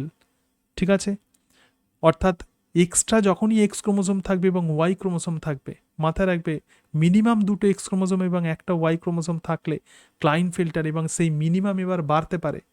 সুতরাং chromosome number is the minimum 47। ঠিক আছে, এবং তার সঙ্গে সঙ্গে দেখো স্মল টেস্টিস আর no sperm is produced azoospermia. Small prostate gland অতটা বড় নয়। Arms are longer than average gynaecomastia. ঠিক আছে, হাই পিচড ভয়েস, মেয়েদের মতো গলার স্বর, মেন্টালি রিটার্ডনেস ইত্যাদি। সেক্স ক্রোমাটিন পজিটিভ, যদিও এরা মেল তবুও এদের ক্ষেত্রে আমরা বার বডি দেখতে পাই। সুতরাং সিনড্রোম যখন পড়বে, প্রথম কথা সেই সিনড্রোম কাকে বলে, সেই সিনড্রোমের জেনোটাইপ কি হতে পারে, বার বডি আমরা আচ্ছা সেই সিনড্রোমের সেক্স কি হতে পারে, মেল না ফিমেল, বার বডি আমরা দেখতে পাই না সেগুলো একটু পড়বে। কি করে তাদের অরিজিন হচ্ছে সেইগুলো আমাদেরকে পড়তে হবে। তো আমরা অরিজিন অফ টার্নার আর ক্লাইনফেল্টার আগে দেখেছি, এইবার একটু দেখে নাও মিওসিস 1 আর মিওসিস 2তে কীরকমভাবে হয়। দেখো, accidental non disjunction of the sex chromosome in one of the meiotic division, সেটা মিওসিস 1এও হতে পারে অথবা মিওসিস 2তেও হতে পারে, during gametogenesis and such gametes on fertilization may produce the Klinefelter. সুতরাং এই ধরনের যে নন ডিসজাংশন সেটা মিওসিস 1এও হতে পারে এবং তার সঙ্গে সঙ্গে মিওসিস 2তেও হতে পারে। তো প্রথমেই দেখো পেটার্নাল নন ডিসজাংশন অ্যাট মিওসিস। তো আমরা দেখতে পাচ্ছি যে প্রাইমারি স্পার্মাটোসাইট আমরা কি পড়েছিলাম, প্রাইমারি মানে 1 আছে, সে কোথায় যাবে, মিওসিস 1-এ। সেকেন্ডারি মানে এখানে যদি 2 আছে তাহলে সে কোথায় যাবে, মিওসিস 2-তে। তো প্রথমেই দেখো প্রাইমারি নন ডিসজাংশন, মিওসিস 1 হলো reductional division.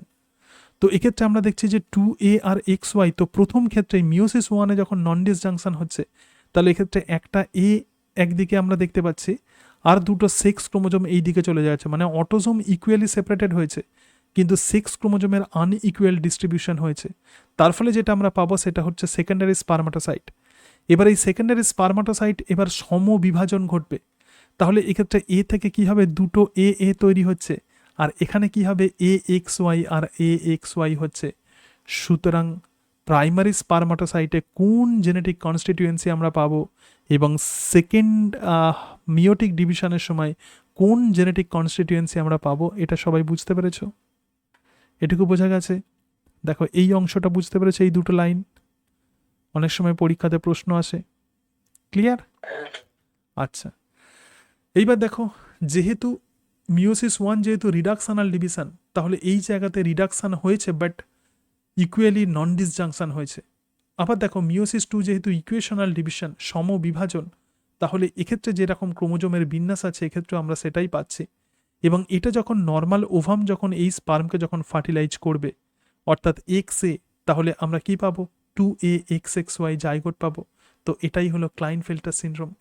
Fertilisation between normal egg with 1X chromosome and abnormal egg with XY sperm produce the zygote chromosome constituency 44A R XXY হবে।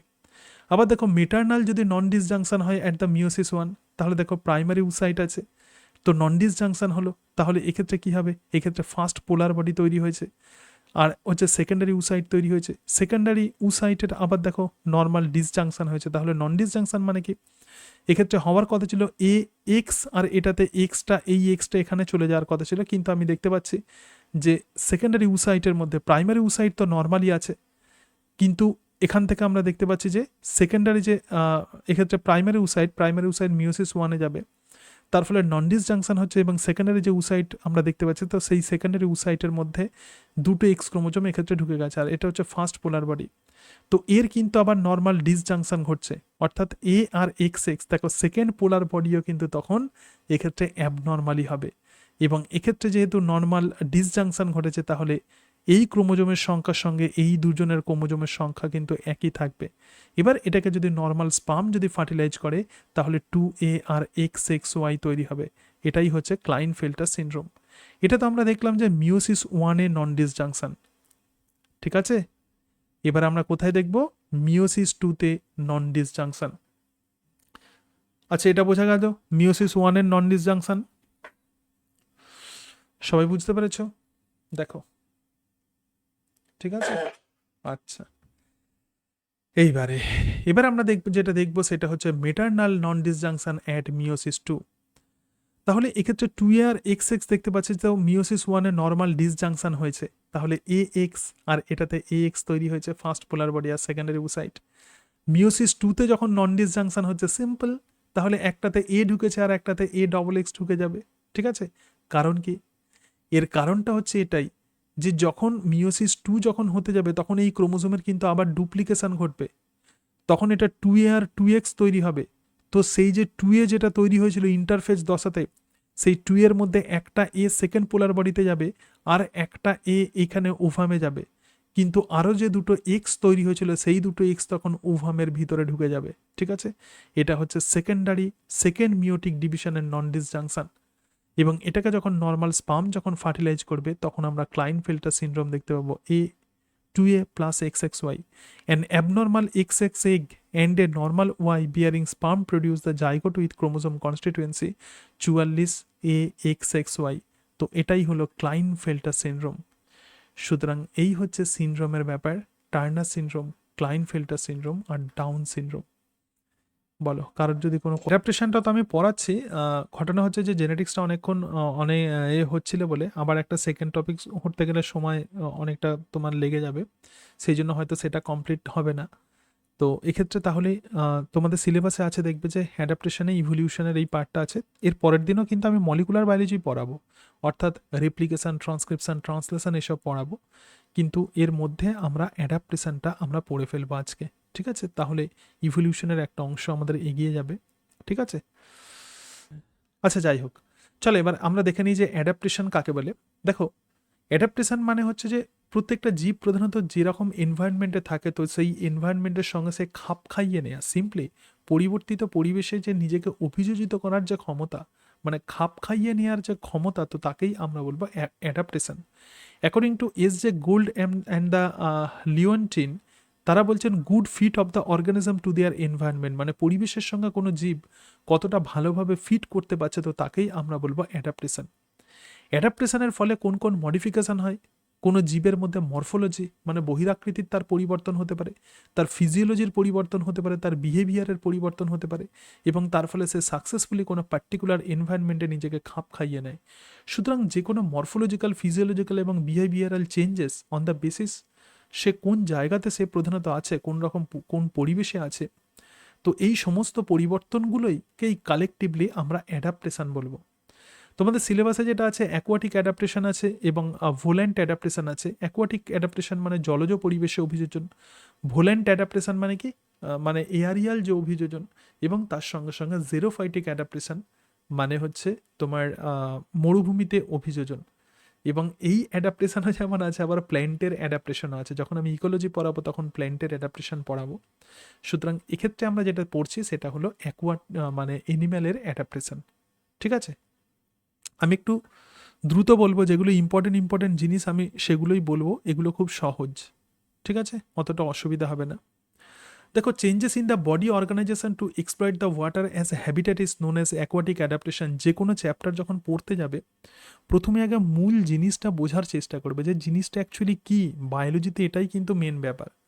ধরা যাক তুমি কোনো ইকোলজিতে তুমি কোনো পপুলেশন পড়ছো, অ্যাকচুয়ালি পপুলেশন কী সেটা প্রথমে তোমাকে বুঝতে হবে। ধরা যাক তুমি ইকোলজিতে কোনো নিচ পড়ছো, তো নিচ অ্যাকচুয়ালি কী তুমি যখনই জেনে যাবে তো তখনই দেখবে যে নিচ পড়াটা কিন্তু অনেক বেশি সহজ হয়ে যাবে। কিন্তু যদি প্রকৃতপক্ষে তুমি যদি না জানো যে ওর মধ্যে কি বলতে চেয়েছে, তো তখন কিন্তু অসুবিধা হয়। অনেক সময় আমরা টাইম যাতে ওয়েস্টেজ যাতে না হয়, তো সেই কারণের জন্য বিষয়টা কি সেটা আমরা বুঝি না, আমরা পড়ে ফেলি।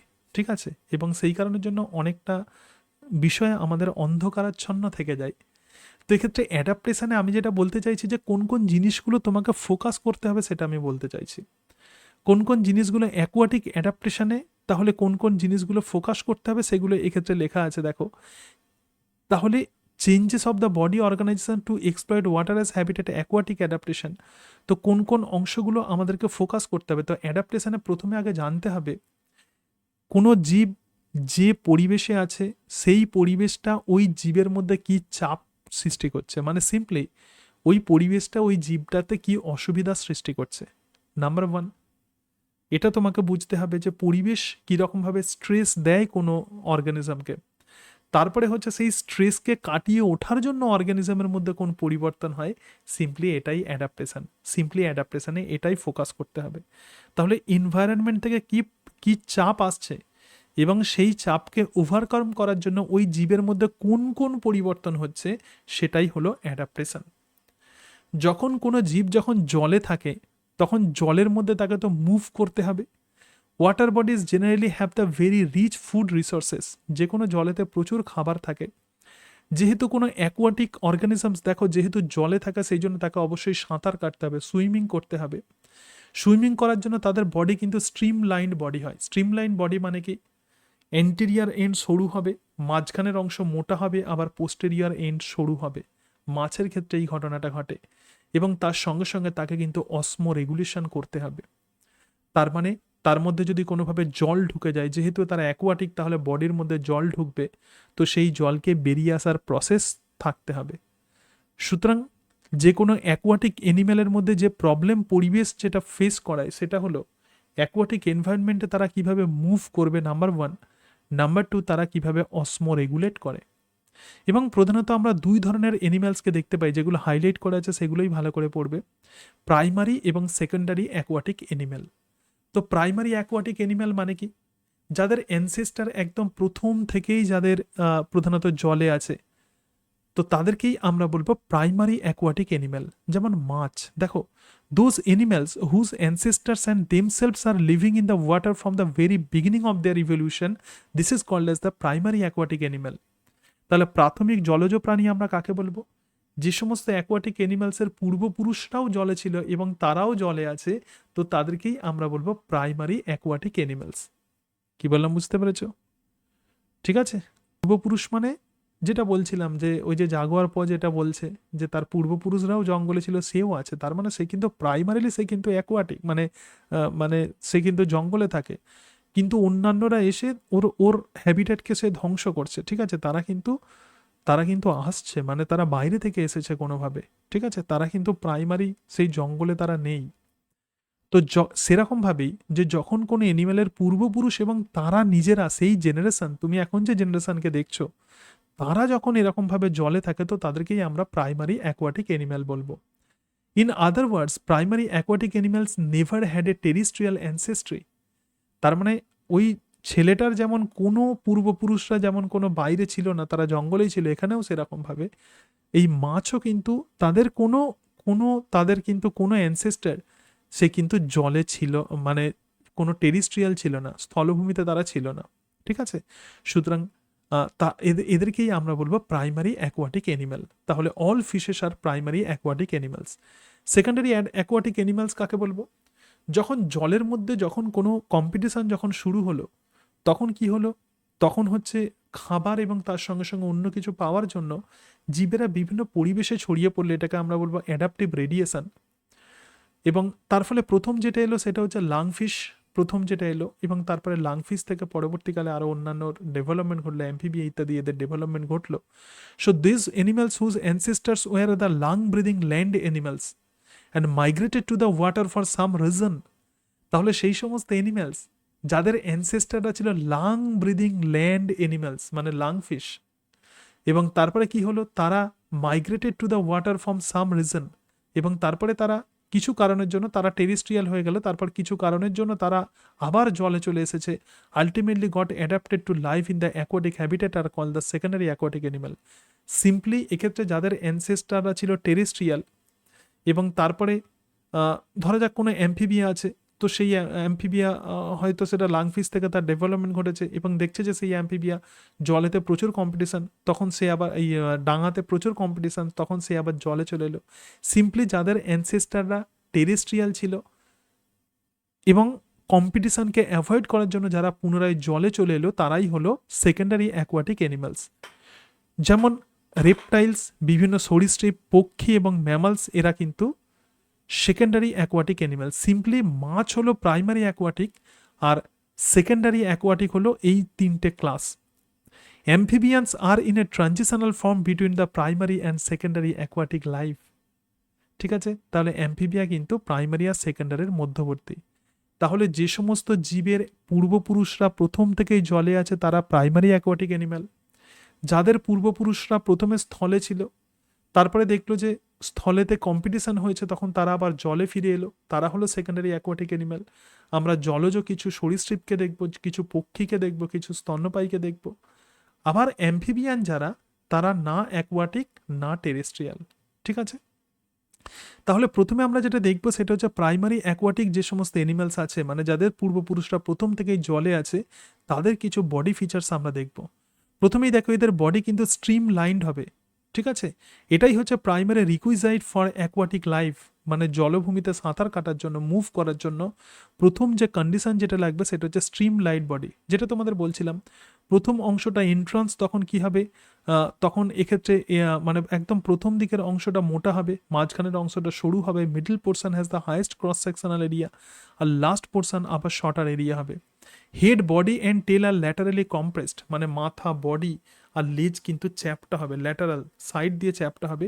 আইজ are deeply placed on either side of the head, তাদের মাথার অত্যন্ত গভীরে, স্কালের অনেক গভীরে কিন্তু এদের চোখ কিন্তু প্রথিত থাকবে। দেখবে মাছের চোখকে বের করতে গেলে মানে একটা ক্যাভিটির মধ্যে সেটা থাকে, এবং তাদের মধ্যে কিন্তু মিউকাস সিক্রেশন হবে। কারণ কি, কারণ জলের মধ্যে বিভিন্ন রকমের প্যাথোজেন থাকে, তো সেই প্যাথোজেনগুলো যাতে তাদের স্কিনে যাতে আটকে না থাকতে পারে, তো সেই কারণের জন্য তাদের তাদের দেহতে কিন্তু মিউকাস সিক্রেটেড হয়।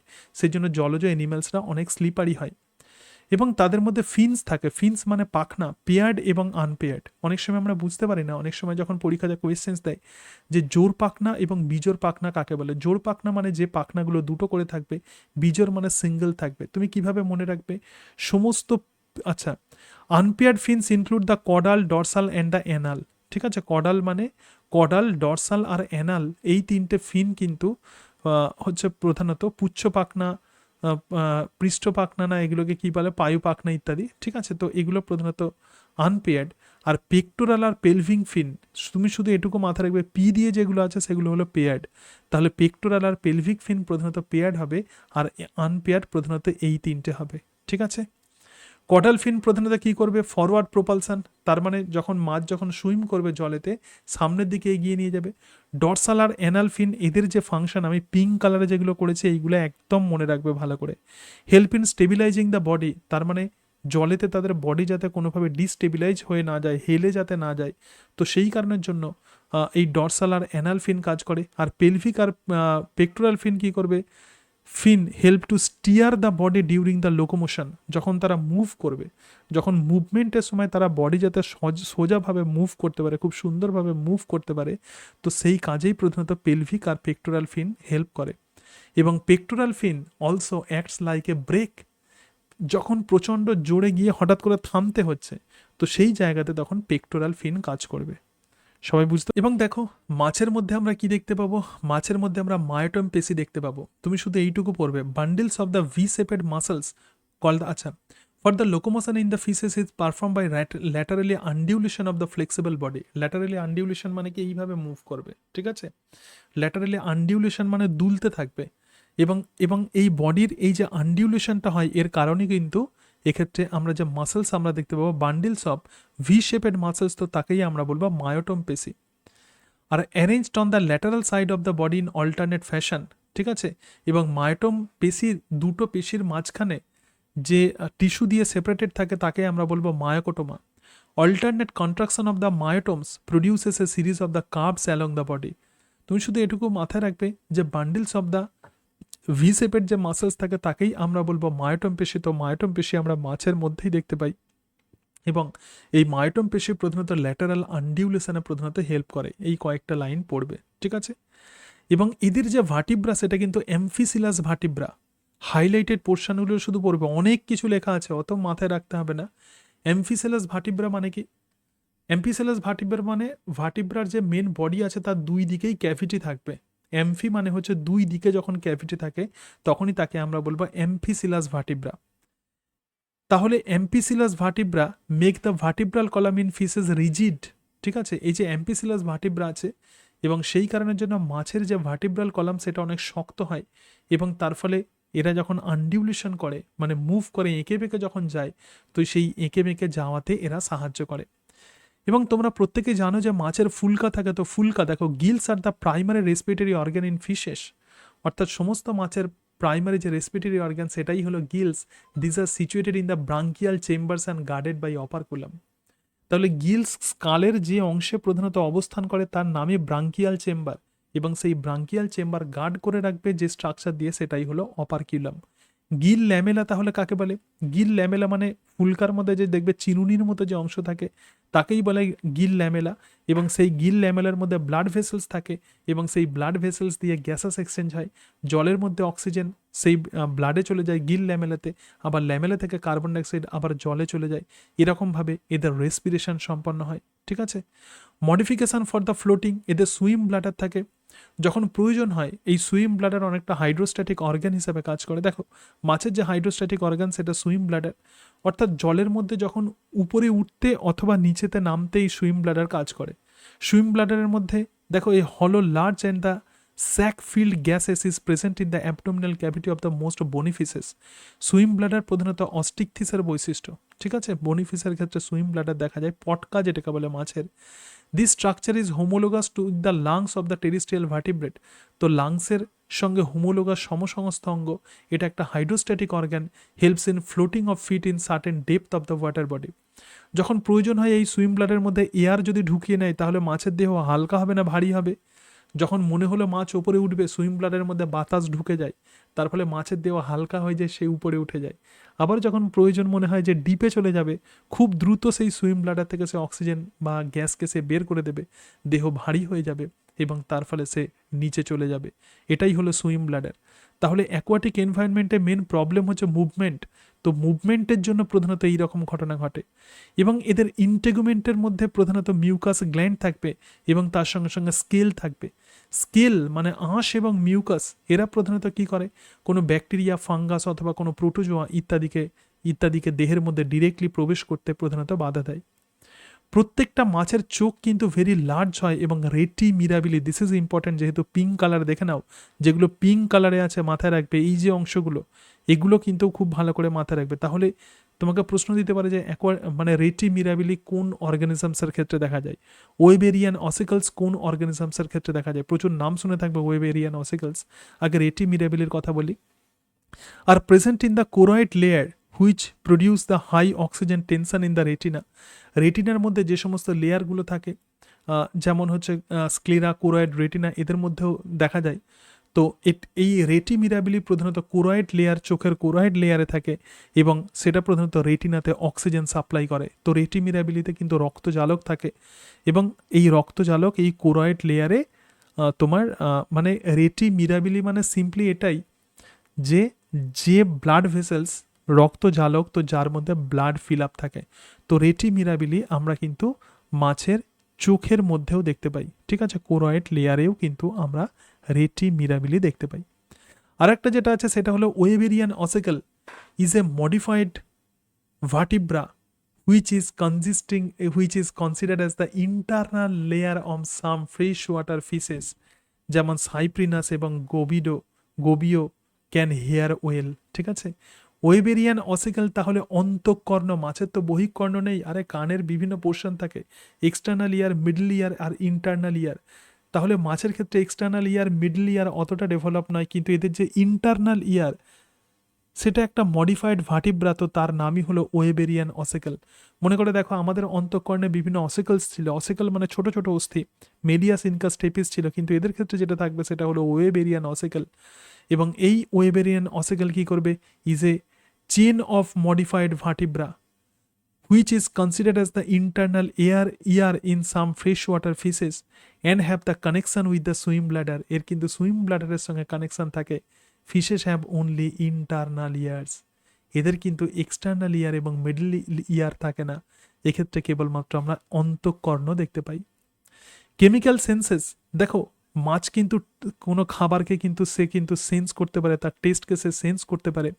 They have the receptors in the lining of the buccal cavity on the barbels and all over the body. তাদের সমগ্র দেহতে কিন্তু রিসেপ্টার থাকে, কেমো রিসেপ্টার থাকে এবং সেই কেমো রিসেপ্টার দিয়ে তারা কিন্তু খাবারকে তারা সেন্স করতে পারে। এবং মুখের সামনে যে বার্বেল থাকে, তো সেই বার্বেলের কি কাজ, সেই বার্বেলের কাজ হচ্ছে সেখানে সেন্স অর্গান থাকে, কেমো রিসেপ্টার থাকে, সেই কেমো রিসেপ্টার দিয়ে তারা খাবারকে সেন্স করতে পারে। থার্মোরিসেপ্টার, এদের যে থার্মোরিসেপ্টারের যে নাম সেটা হলো ampulla of Lorenzini. Ampulla of Lorenzini প্রচুর important. In the elasmobranchs numerous pores on the dorsal and ventral side of the head lead to the sense organ called the ampulla of Lorenzini. This structure is known to be thermoreceptor। শুধু এইটুকু মুখস্থ করবে, ampulla of লরেঞ্জিনি মাছের মধ্যে থাকে, এরা থার্মোরিসেপ্টর হিসেবে কাজ করে, মানে জলের মধ্যে টেম্পারেচার কেমন আছে সেটা বুঝতে এই অ্যাম্পুলা অফ লরেঞ্জিনি কাজ করে। তাহলে ওয়েবেরিয়ান অসিকল কি কাজ করে বলো, ওয়েবেরিয়ান অসিকল, ওয়েবেরিয়ান অসিকল, হ্যাঁ, আর হচ্ছে অ্যাম্পুলা অফ লরেঞ্জিনি, হ্যাঁ থার্মোরিসেপ্টার, ঠিক আছে, এটুকুই পড়বে, ঠিক আছে। এরপরে দেখো lateral line sense organ, two shallow canals on either side of the body embedded in the dermis.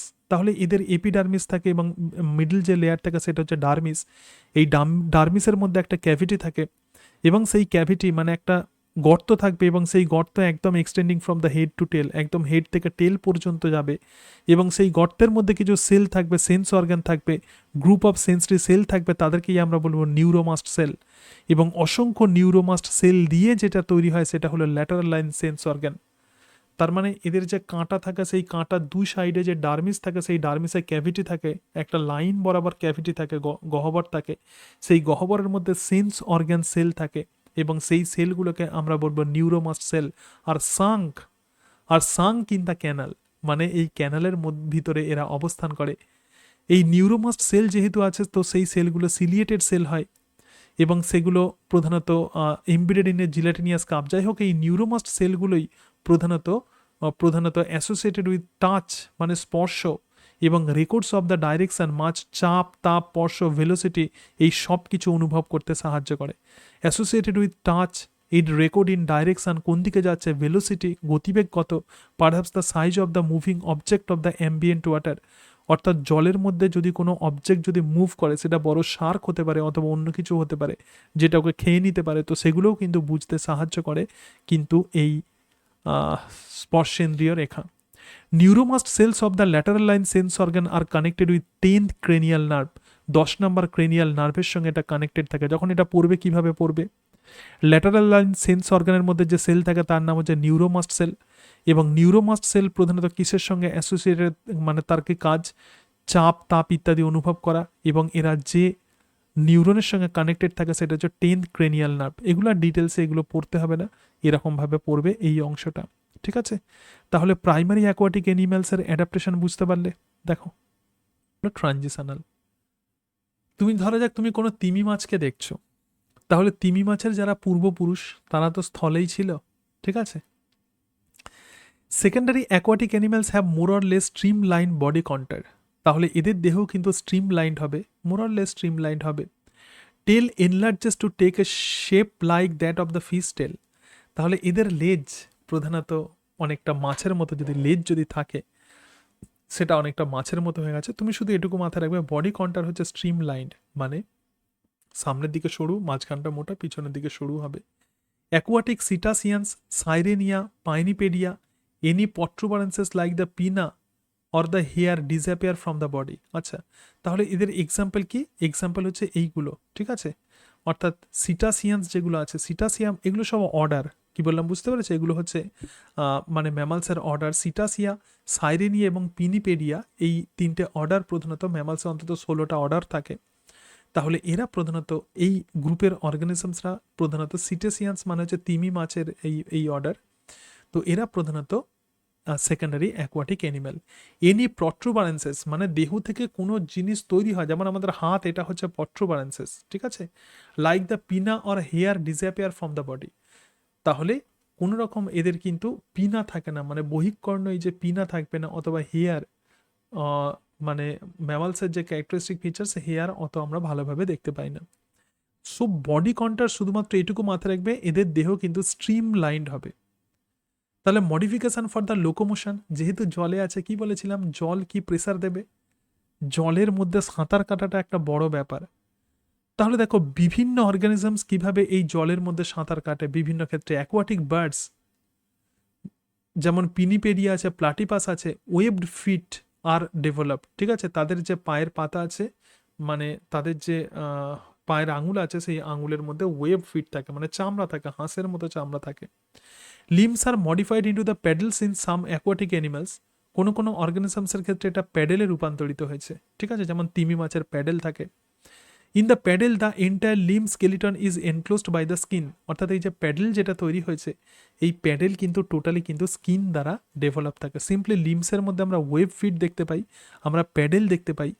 এবং whales 4 limbs are modified into the fish like fin, আচ্ছা প্যাডেল প্রধানত আমরা কচ্ছপ জাতীয় প্রাণীতে আমরা প্যাডেল দেখতে পাই, ঠিক আছে। প্যাডেল মানে ছোট্ট হাতের মতো, সেখান দিয়ে তারা সাঁতার কাটে, কচ্ছপের কথা চিন্তা করো। আর তিমি মাছের ক্ষেত্রে যেটা আছে সেটা হলো ফ্লিপার, মানে প্যাডেলের থেকেও কিন্তু একটু বড়, তো সেটাই হলো ফ্লিপার এবং fin like structure.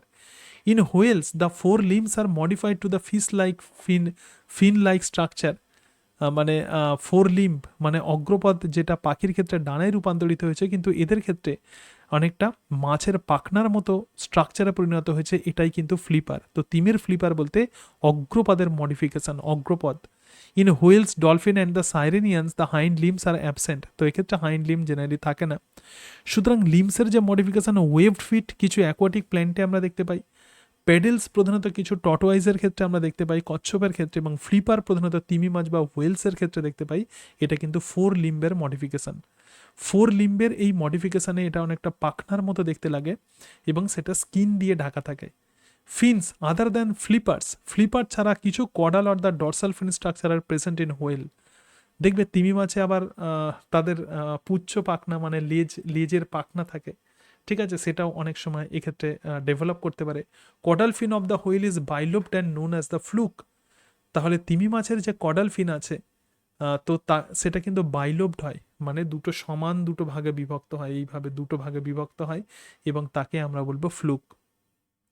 In aquatic vertebrate the এক্ষেত্রে তাদের যে মুভমেন্ট হবে, দুই ধরনের মুভমেন্ট হবে। দেখো, সি টার্টেল যে মুভমেন্ট ঘটায় তাকে বলে ওয়ার প্রোপালসান। ওয়ার প্রোপালসান মানে কি? তাহলে জলেতে তারা দুই রকমভাবে সাঁতার কাটে। ওয়ার প্রোপালসান মানে কি? দেখো, in this type of propulsion, propulsion মানে এগিয়ে যাওয়া, nearly equivalent fore and the hind limb exert the propulsive force. মানে এদের ফোর লিম যেমন থাকে আর তার সঙ্গে সঙ্গে হাইন্ড লিম থাকে, দুটোই যখন ফোর্স দেবে জলের মধ্যে, দুটোই যখন ফোর্স দেবে, তো তখনই তাকে আমরা বলবো ওয়ার প্রোপালসান।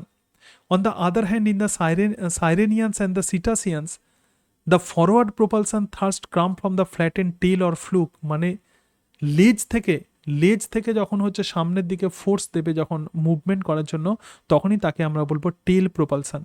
সিম্পলি দুটো হাতি যখন ব্যবহার করবে তখন ওয়ার প্রোপালসান, আর যখন শুধু লেজ ব্যবহার করবে তো তখনই তাকে আমরা বলবো টেল প্রোপালসান। স্কালের কেমন মডিফিকেশন ঘটেছে দেখো।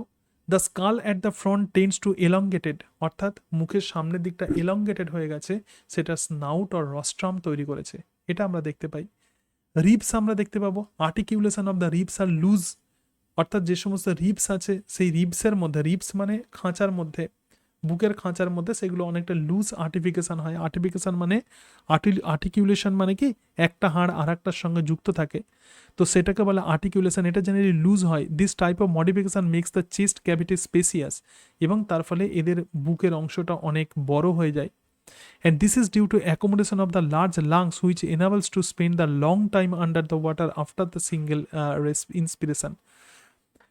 অনেক সময় এরা কি হয়, যেহেতু এদের ক্ষেত্রে ফুল কাট ডেভেলপমেন্ট ঘটে না, সুতরাং এদের লাংস কিন্তু অনেক বড় হয়। মাঝে মাঝে এরা জলের উপরে উঠে যায়, জলের উপর থেকে টোটাল অক্সিজেন নিয়ে নেয়, নিয়ে সেই লাংসের মধ্যে এরা জমা করে, আবার জলের ভিতরে যখন চলে যায় তখন সেই অক্সিজেনকে এরা ইউটিলাইজ করে, এবং সেই কারণের জন্য এদের যে থোরাসিক ক্যাভিটি সেটা অনেক বেশি লং হয়ে গেছে, লার্জ হয়ে গেছে।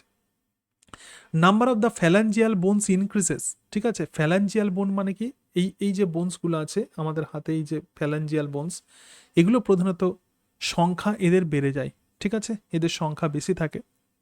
এবং দেখো, digestive system remarkable modification in the buccal cavity can be seen in secondary aquatic animals. অর্থাৎ দাঁত থাকে না তিমি মাছের। Teeth may be sharp, simple and the cone shaped in dolphin.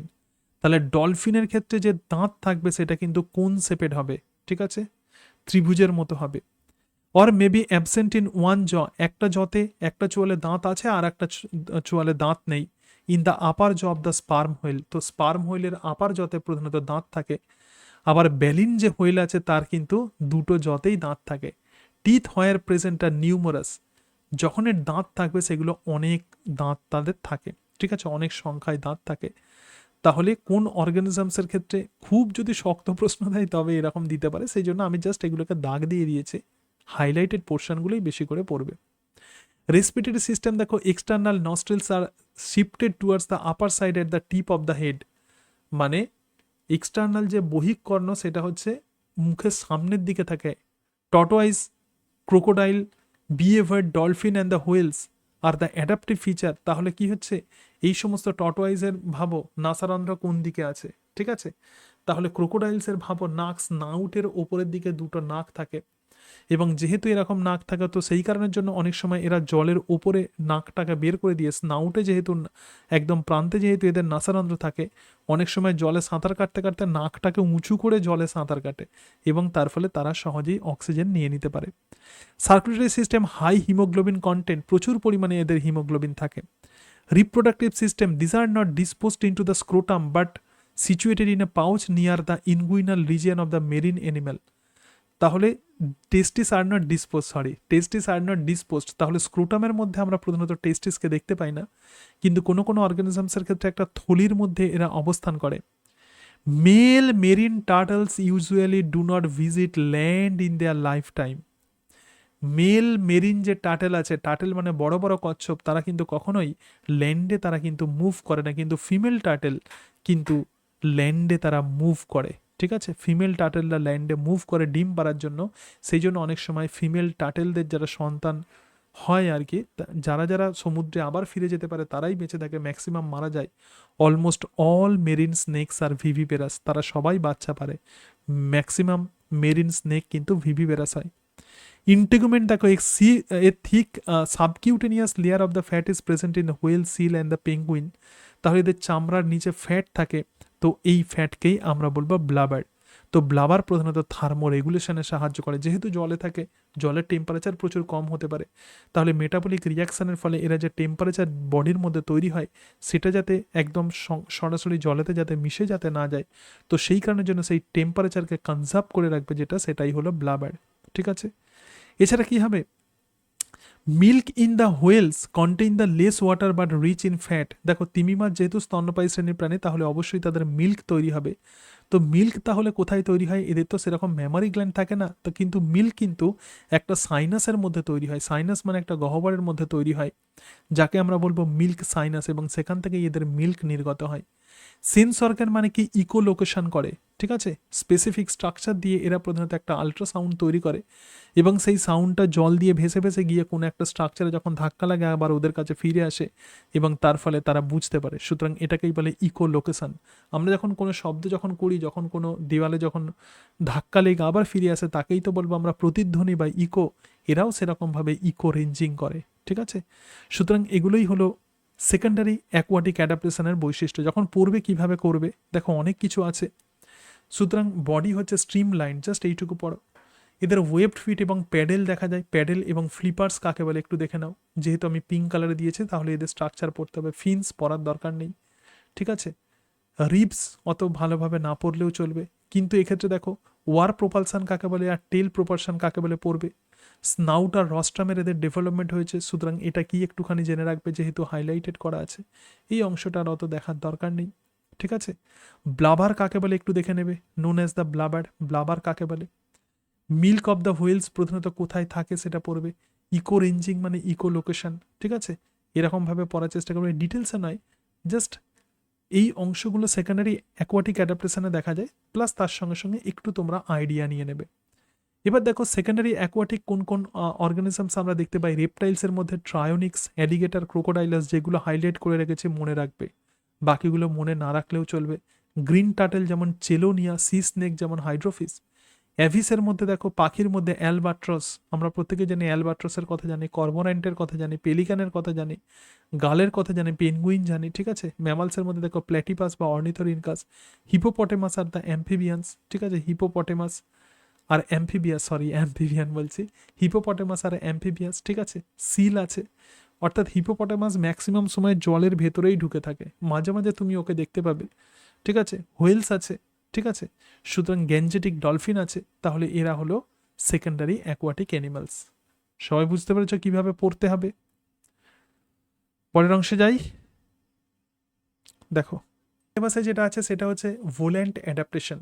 ভোল্যান্ট adaptation মানে কি, আমরা তো জল দেখলাম, তাহলে এয়ারে কিভাবে অ্যাডাপ্টেশন হয়। Animal came to the land from the water, তাহলে এনিম্যালরা তো প্রধানত জল থেকে তারা স্থলে চলে এলো। Two overcome the competition of the space and food in the water, তাহলে জলের মধ্যে সবাই যদি গিয়ে জমা হয় তাহলে জায়গাও পাওয়া যাবে না, খাবারও পাওয়া যাবে না, এবং তার ফলে তারা স্থলভূমিতে চলে এলো, ঠিক আছে। They had to return on the earth for resting and nesting, তাহলে জল থেকে তারা পৃথিবীতে চলে এলো, চলে এসে সেখানে যেমন রেস্ট নেবে তার সঙ্গে সঙ্গে বাসাও তৈরি করবে। Therefore they exhibit the dual adaptive modification, one for air and other for land, ঠিক আছে। তাহলে জলের মধ্যে যেহেতু মানে ভোল্যান্ট অ্যাডাপ্টেশন মানে প্রকৃতপক্ষে তারা কিন্তু কিছু সময় তারা কিন্তু স্থলভূমিতেও থাকে, আবার ম্যাক্সিমাম সময় তারা কিন্তু এয়ারে থাকে, ঠিক আছে। তাদের খাবারের জন্য প্লাস অন্যান্য বিভিন্ন কাজের জন্য তাদেরকে মানে আকাশে উড়ে বেড়াতে হয়। সিম্পলি এখন আমরা যেটা পড়তে চলেছি, যে সমস্ত এনিম্যালস আকাশে উড়ে বেড়ায়, যে সমস্ত এনিম্যালস এয়ারে ফ্লাইট করতে পারে, তো সেটাই হলো ভোল্যান্ট অ্যাডাপ্টেশন। তবে এই এনিম্যালসগুলো যেমন স্থলভূমিতেও থাকবে, তার সঙ্গে সঙ্গে এরা কিন্তু আকাশে উড়তেও পারে। আকাশে কেন উড়বে, এদের কেন প্রয়োজন হলো, হয়তো কোনো কোনো এনিম্যালসের খাবার অনেক উঁচুতে আছে, মানে অনেক গাছের হয়তো উপরে আছে, কোনো কোনো প্ল্যান্ট, কোনো কোনো বার্ড হয়তো গাছেতে তাকে খাবার খেতে হবে, কোনো কোনো পাখি হয়তো তাকে হচ্ছে গাছের উপরে বাসা বাঁধতে হবে, আবার পাহাড়ের উপরে বাসা বাঁধতে হবে, নেস্টিং করতে হবে। তো এই সব প্রয়োজনের জন্যই এরা প্রধানত এই ধরনের অ্যাডাপ্টেশন দেখায়, টু অ্যাভয়েড কম্পিটিশন। যদি পাখির বাসা যদি আমাদের হাতের নাগালের মধ্যে থাকতো, তাহলে আমরা সহজেই ছোটরা আগে ওকে ভেঙে নষ্ট করে দিত। তো ওদের হাত থেকে বাঁচার জন্য, এনিমির হাত থেকে বাঁচার জন্য এদের কিন্তু ওড়ার প্রয়োজন হলো। ঠিক আছে, উড়ে উড়ে যাওয়ার প্রয়োজন হলো, খাদ্য খোঁজার জন্য এদের ওড়ার প্রয়োজন হলো। এক জায়গা থেকে অন্য জায়গায় উড়ে উড়ে এরা দেখে যে কোথায় খাবার আছে, কোথায় ভালো করে বাসা করতে পারবে তারা। তো এই কারণের জন্য যে অ্যাডাপ্টেশন, তাকেই আমরা বলবো volant adaptation. Adaptation of the animals in exploring the air or extra terrestrial environment. সুতরাং এনিম্যালসরা প্রধানত এয়ারকে ইউজ করার জন্য যে ধরনের অ্যাডাপ্টেশন দেখায়, তো তাকেই আমরা বলবো ভোল্যান্ট অ্যাডাপ্টেশন। ভোল্যান্ট অ্যাডাপ্টেশনে তাহলে কোন problem? The only problem is the gravitational force of the earth. যারা ভোল্যান্ট অ্যাডাপ্টেশন করে একটাই সমস্যা, কিন্তু বিশাল বড় সমস্যা, সেটা হচ্ছে যে পৃথিবী সবসময় কোনো বস্তুকে নিজের কেন্দ্রের দিকে টানে, অভিকর্ষ বল। ঠিক আছে, আর যখন আহ, তো তো মহাবিশ্বে যখন দুটো বস্তু দুজনকে টানে তখন তাকে বলে মহাকর্ষ বল। কিন্তু পৃথিবী সবসময় নিজের কেন্দ্রের দিকে কোনো বস্তুকে টানছে, সেটা পাখি হতে পারে, কোনো এনিম্যাল হতে পারে, তো তাকেই আমরা বলবো gravitational force. Lighter than any other habitable places and there is the less possibility of the friction with environment during the movement. দেখো, যেহেতু যেহেতু এই এয়ার কিন্তু অনেক বেশি, মানে জলে যেমন আমরা ডেনসিটি বেশি রেখেছিলাম, সেই কারণের জন্য জল একটা ফ্রিকশন দিচ্ছিল, একটা ঘর্ষণ বল তৈরি হয়েছিল। তুমি জলে যখন সাঁতার কাটবে, জল আগে বাধা দেবে, কিন্তু এয়ারে সেসব কোনো ব্যাপার নেই, তুমি হাত পা তুমি ইজিলি নাড়াতে পারবে। কিন্তু ঘটনা হচ্ছে, যেটা প্রবলেম সেটা হলো গ্র্যাভিটেশনাল ফোর্স। তাহলে প্রি রিকুইজাইটস অফ দ্য ভোল্যান্ট লাইফ, তাহলে একদম আকাশে ওড়ার জন্য যেগুলো প্রয়োজন হয় সেটা কি? এদের বডি কিন্তু লাইট আর রিজিড হবে, খুব হালকা হতে হবে এবং খুব শক্ত হতে হবে। প্রচুর পরিমাণে এনার্জি নিতে হবে, কারণ উড়তে গেলে প্রচুর পরিমাণে এনার্জি লাগে, সুতরাং সেই এনার্জি লাগবে। অ্যাকোয়ার দ্য স্পিড, খুব দ্রুত যাতে উড়তে পারে। ব্যালান্সিং অ্যান্ড নেভিগেশন, ব্যালান্সিং মানে কি উড়তে উড়তে যাতে পড়ে না যায়, এবং নেভিগেশন মানে সঠিক জায়গাতে যাতে পৌঁছতে পারে। কি বললাম বুঝতে পেরেছো? যেখানটা টার্গেট করছে সেই জায়গাতে যেন উড়ে যেতে পারে, তো সেটাই হলো নেভিগেশন। এবং উড়তে উড়তে যাতে একদিকে যাতে হেলে না যায়, তো সেটাও কিন্তু করে। সুতরাং এগুলোই হলো প্রাথমিক চাহিদা ওড়ার জন্য। দেহকে লাইট হতে হবে, খুব শক্ত হতে হবে, প্রচুর এনার্জি পেতে হবে, তাদেরকে অত্যন্ত স্পিডি হতে হবে, এবং ব্যালেন্স যেমন করবে তার সঙ্গে সঙ্গে সঠিক লক্ষ্যে যেন পৌঁছতে পারে, সেটাই হলো নেভিগেশন। তো দুই ধরনের ফ্লাইট প্রধানত আমরা দেখতে পাই। ওড়ার জন্য দুই ধরনের ফ্লাইট থাকবে, একটা প্যাসিভ ফ্লাইট আর একটা অ্যাক্টিভ ফ্লাইট। প্যাসিভ ফ্লাইট কাকে বলে দেখো, in this type of the flight animals jump from high point like the hilltop or the treetop etcetera and come down to the earth due to the attraction of the force of gravity. Passive টাইপে কোনো animals তার ডানাকে প্রধানত নাড়াচাড়া করবে না, সে শুধু ডানাটাকে stretch করে রেখে দেবে, স্ট্রেচ করে রেখে সে নিচের দিকে নামতে থাকবে। ঠিক আছে, সে নিচের দিকে নামবে কোন শক্তির প্রভাবে? গ্র্যাভিটেশনাল ফোর্সের প্রভাবে। In this type of the flight animal never exerts any locomotory forces, কোনো লোকোমোটারি ফোর্স কিছুই সে ইউজ করবে না, instead they move passively. There are two type of the passive flight among the animals, parachuting and gliding. Passive ফ্লাইটটা সবাই বুঝতে পেরেছো? অনেক সময় দেখবে যে কোনো পাখি তার ডানাকে নাড়াচাড়া করছে না, সে অটোমেটিক্যালি নিচে নেমে আসছে, এটাই হলো প্যারাশুটে, মানে সরি, এটাকেই আমরা হলো প্যাসিভ ফ্লাইট। বোঝা গেছে? প্যাসিভ ফ্লাইট, এক্ষেত্রে কোনো এনার্জি লাগে না। ঠিক আছে, প্যাসিভ ফ্লাইট এবার দুই ধরনের হবে, একটা হচ্ছে প্যারাশুটিং এবং আরও একটা হচ্ছে গ্লাইডিং। প্যারাশুটিং জিনিসটা দেখে নাও, প্যারাশুটিং এবং গ্লাইডিং। ঠিক আছে, ধরা যাক কোনো অ্যানিমালস এই যে ওপর থেকে নিচের দিকে নামছে, এটা হচ্ছে 45 ডিগ্রি অ্যাঙ্গেল। 45 ডিগ্রি অ্যাঙ্গেলের বেশি থাকবে এবং তার সঙ্গে সঙ্গে কম থাকবে। ঠিক আছে, এটা 90 ডিগ্রি আছে, এটা হচ্ছে 90 degree angle. In parachuting the angle of the inclination is more than 45 degree.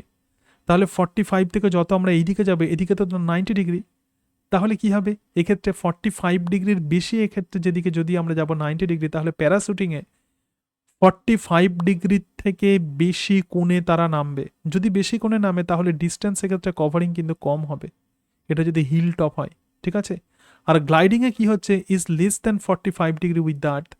তাহলে দেখো এদিকে যত আমরা যাব তত 45 ডিগ্রির কম হচ্ছে, এটা তো 90 ডিগ্রি, এটা তো 90 ডিগ্রি, তাহলে এদিকে যত আমরা যাচ্ছি 45 ডিগ্রির কম হচ্ছে, তো একেই আমরা বলবো গ্লাইডিং।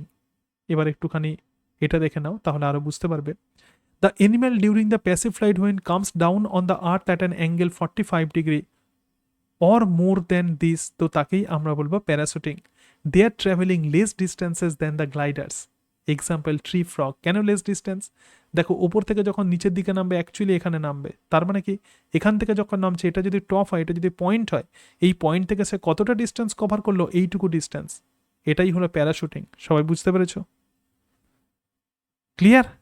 দেখো বোঝা গেল? আচ্ছা, এরপরে দেখো, এরপরে আমরা যেটা দেখবো সেটা হচ্ছে gliding. When the passive fly,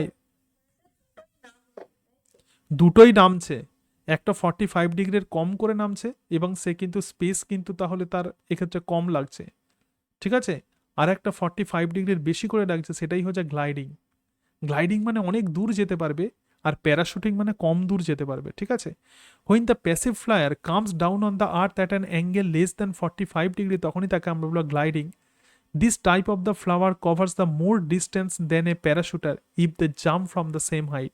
একই হাইট থেকে তারা যদি জাম্প করে তাহলে তারা অনেক দূরে যেতে পারে, যেমন ড্র্যাকো। তো ড্র্যাকো এরকম গ্লাইডিং করতে পারে, ঠিক আছে?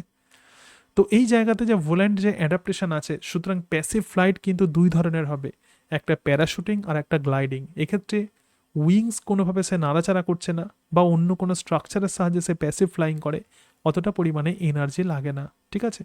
যখন 45 ডিগ্রির কম অ্যাঙ্গেল করে নামে তখন তাকে বলে প্যারাশুটিং, আর যখন 45 ডিগ্রির বেশি অ্যাঙ্গেল করে নামবে তখন তাকে বলা হয় গ্লাইডিং। এক্ষেত্রে প্রথমে যেটা দেওয়া আছে সেটা হলো প্যাসিভ। আচ্ছা, adaptive modification for the passive flyers of the different classes. প্রথমে আমরা সেকেন্ডারি অ্যাডাপ্টেশন দেখব, তারপরে প্রাইমারি দেখব। যারা প্যাসিভ ফ্লায়ার আছে প্রধানত তারা সেকেন্ডারি ভোল্যান্ট অ্যাডাপটিভ অ্যানিমালস প্রধানত হয় এরা। The prime modification is the development of fishes. দেখো প্যাসিভ ফ্লায়ার, দুই ধরনের ফ্লায়ার থাকবে, একটা প্যাসিভ আর একটা হচ্ছে অ্যাক্টিভ, ঠিক আছে? প্যাসিভ ফ্লায়ার মানে কি যারা প্রধানত উইংসকে ব্যবহার করছে না, তার মানে এদেরকে আমরা সেকেন্ডারি ভোল্যান্ট অ্যানিম্যাল আমরা বলতে পারি। যেমন কোনো কোনো মাছ উড়তে পারে। কোনো কোনো মাছ কেন উড়বে? কারণ তাদের কিন্তু ডানার ডেভেলপমেন্ট হয়নি, ঠিক আছে? যেহেতু ডানার ডেভেলপমেন্ট হয়নি সেই জন্য ডানাকে ইউজ করছে বা করছে না, সেই জন্য এরা প্যাসিভ ফ্লায়ার। তাহলে এদের ক্ষেত্রে পেক্টোরাল ফিন অনেক বড় হয়, তো পেক্টোরাল ফিন বিশাল বড় হয়, যেমন এক্সোসিটাস। যাই হোক, the prime modification is the development of the pectoral fin both in structure and muscular support. ওই পেক্টোরাল ফিনের অনেক বড় হয় এবং সেই পেক্টোরাল ফিন মাস্কুলার সাপোর্ট দেয়, যেটাকে বলে উড়ন্ত মাছ। যেমন এক্সাম্পল হচ্ছে exocoetus start swimming just before flight. তারা ওড়ার আগে প্রথমে কি করবে? এরা যেহেতু মাছ, তাহলে জলের ওপরে কিছুটা সাঁতার কাটবে এবং তারপরে এরা আচ্ছা, এবার দেখো তাহলে এক্সোসিটাস মানে উড়ুক্কো মাছ যেটাকে বলা হয়। তো ওড়ার আগে এরা প্রথমে জলে কিছুটা সাঁতার কাটবে, তারপর উড়ে যাবে, ঠিক আছে? Modification for the flight in amphibians. দেখো এদের কারোর কিন্তু উইংস নেই, তার মানে এক্ষেত্রে আমরা প্যাসিভ ফ্লায়ার আমরা বলছি, ঠিক আছে? Tree frogs possesses the webbed feet. তাহলে ট্রি ফ্রগ যেটা আছে, ট্রি ফ্রগ তাদের যে পাতা, সেই পাতার মাঝখানে হাঁসের মানে হাঁসের এর মতো আর কি মাঝখানে চামড়া আছে। সুতরাং তো তো সেক্ষেত্রে ওয়েভ ফিট থাকে। আর প্যাটাজিয়া এবং মাঝে মাঝে on the lateral side of the body they have fold of skin. এছাড়া তাদের প্যাটাজিয়াও থাকে এবং সেই অ্যাম্ফিবিয়া এরকমভাবে মুভ করতে পারে। কোন অ্যাম্ফিবিয়ারা করে সেটা আমরা দেখবো। সুতরাং অ্যাম্ফিবিয়ার মধ্যে এটুকু মাথায় রাখবে, ট্রি ফ্রগের মধ্যে ওয়েভ ফিট যেমন থাকে তার সঙ্গে সঙ্গে প্যাটাজিয়া থাকে। প্যাটাজিয়া মানে কি? প্যাটাজিয়া মানে হচ্ছে এই যে আমাদের যে হ্যান্ডস আছে এবং বডি যে আছে, এই হাত এবং বডির মেন বডি পার্টসের মধ্যে যখন কোনো মানে চামড়া যখন স্কিন যখন ফ্ল্যাট হয়ে যায়, ফ্ল্যাট হয়ে গিয়ে যে স্ট্রাকচার তৈরি করে তাকেই বলে প্যাটাজিয়া, ঠিক আছে? যেমন বাদুড়ের ক্ষেত্রে আমরা প্যাটাজিয়া দেখতে পাবো। তাহলে রেপটাইলসের ক্ষেত্রে তারা রেপটাইলস কিভাবে ফ্লাই করবে? দেখো, the flying dragon of the Malay, তার মানে হচ্ছে draco, very very important, has the patagia extended from the thorax up to the bases of the hind limb. তাহলে থোরাক্স থেকে একদম পিছনের পা পর্যন্ত চামড়া ফ্ল্যাট হয়ে গেছে, চামড়ার ফোল্ড আছে, and supported by the 6 pairs of rib, ঠিক আছে? এবং ফ্লাইং গেকো হচ্ছে, এবং তাহলে দেখো রেপটাইলস যেটা ড্র্যাকো এবং টাইকোজুন, এরা কিন্তু reptiles. In flying snake of the Borneo chrysopelea and the ventral side of the body is concave. শুধুমাত্র তুমি এটুকু মাথায় রাখবে যে flying dragon of the Malay মানে ড্রাকোর মধ্যে কোন কোন মডিফিকেশান হয়েছে, কোন স্ট্রাকচার প্যাটাজিয়ার ডেভেলপমেন্ট হয়েছে, এখানে শুধু এক্সাম্পল মাথায় রাখবে, আর এখানেও শুধু এক্সাম্পল মাথায় রাখবে। Flying snake of the Borneo, modification for the flight muscle mammals, ঠিক আছে। ম্যামালসের ক্ষেত্রে কি হয়েছে, all the flying mammals except the bats possesses the similar type of modification as in reptiles and the gliding. They have extended patagia from the lateral side of the body during flight, ঠিক আছে। patagia extends and help the mammal to glide a few distances। তাহলে এই যে different টাইপের যে passive ফ্লায়ারকে আমরা দেখলাম, প্রথম আমরা মাছকে দেখলাম, মাছের মধ্যে পেক্টোরাল ফিন ইত্যাদি এইসবের ডেভেলপমেন্ট ঘটেছে। তারপরে আমরা অ্যাম্ফিবিয়া দেখলাম, তাহলে মাছের পরে কে আসবে, প্যাসিভ ফ্লায়ার অ্যাম্ফিবিয়া আসবে। অ্যাম্ফিবিয়ার মধ্যে কোন মডিফিকেশান ঘটেছে, ওয়েব ফিট এবং প্যাটাজিয়া। তারপরে আসবে রেপটাইলসের মধ্যে প্যাটাজিয়ার ডেভেলপমেন্ট ঘটেছে। তারপরে হচ্ছে ম্যামালসের মধ্যে ব্যাট ছাড়া ম্যাক্সিমাম ক্ষেত্রে আমরা এক্ষেত্রে possess the similar type of modification as রেপটাইলসের মতো, ঠিক আছে। ব্যাট ছাড়া বাকিদের মডিফিকেশান, বাকি ম্যামালসের মডিফিকেশান আগেরগুলোর মতো। অস্টিকথিস, কিছু মাছ দেখে নাও, exocoetus of the Indian rivers and the seas, exocoetus মানে উরুক্ষ মাছ যেটাকে আমরা বলি। ড্যাকটাইলোপটেরাস মানে ফ্লাইং গার্নেট, এগুলো মুখস্থ করবে, একদম মনে রাখবে। Hyla rhacophorus commonly called as the tree frog. Draco মানে হচ্ছে ফ্লাইং লিজার্ড, ঠিক আছে। কোনটা কোন ক্লাস কিন্তু তোমাকে মনে রাখতে হবে। ম্যামোলিয়া হচ্ছে অ্যাক্রোবেটিস মানে ফ্লাইং ফ্যালাঞ্জার, এবং হাইলোপেটিস মানে ফ্লাইং স্কুইরেল। অ্যাক্টিভ, আচ্ছা ঠিক আছে। তাহলে এগুলো সব হলো বিভিন্ন অ্যানিমালসের, এগুলো এক্সাম্পল। যে এক্সাম্পলগুলো মনে রাখবে বলে দিলাম। পরের অংশে যাই। অ্যাক্টিভ ফ্লায়ার তাহলে মানে কি, অ্যাক্টিভ ফ্লাইট বলতে পারবে? টানার ব্যবহার অ্যাক্টিভলি হবে এবং এনার্জিটাও ইউজ করতে পারবে তখন। হ্যাঁ, যারা ইউজ করে।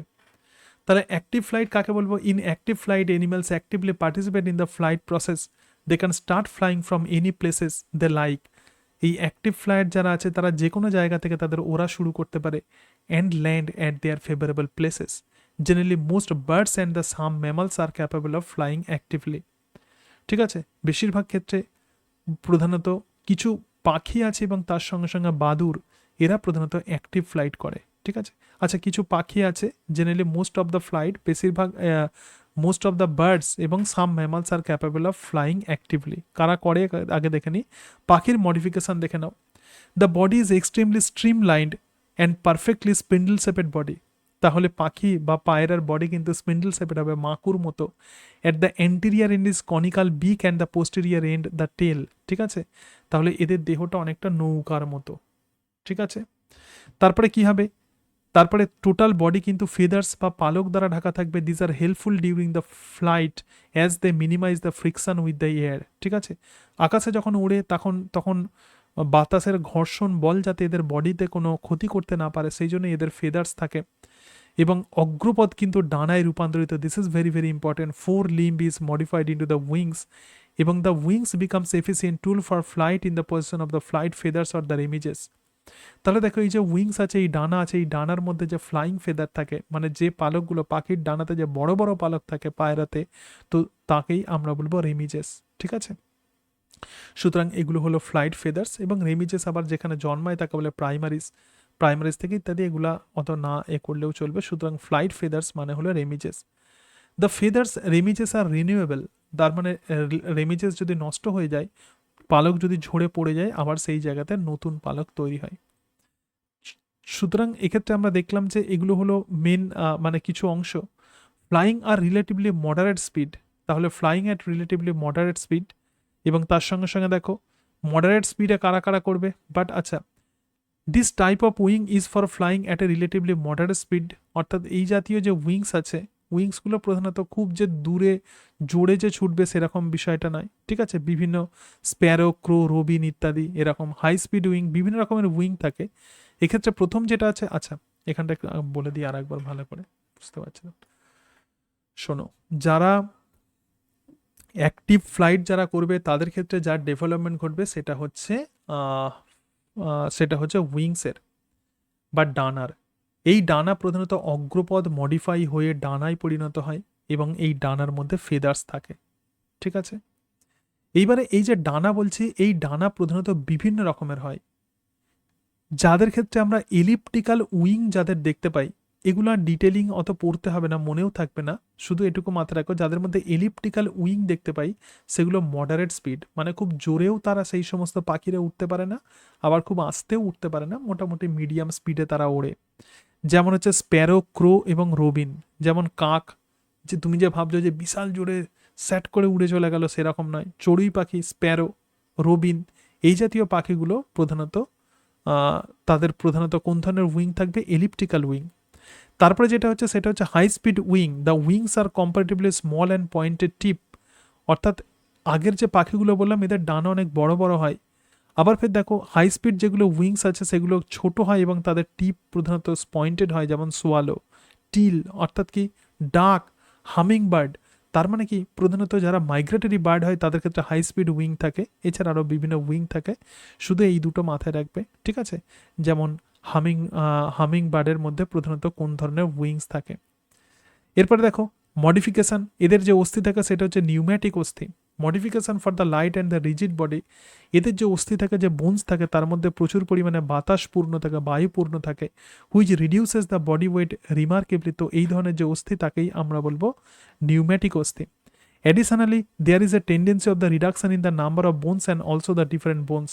Cranial bones are thin, অর্থাৎ এদের যে ক্রেনিয়াল বোনস আছে, পাখির যে মাথার যে খুলি আছে, জেনারেলি আমাদের মাথার খুলির অস্থিগুলো খুব মোটা মোটা হয়, তার ফলে আমাদের ওয়েট বেশি হয়।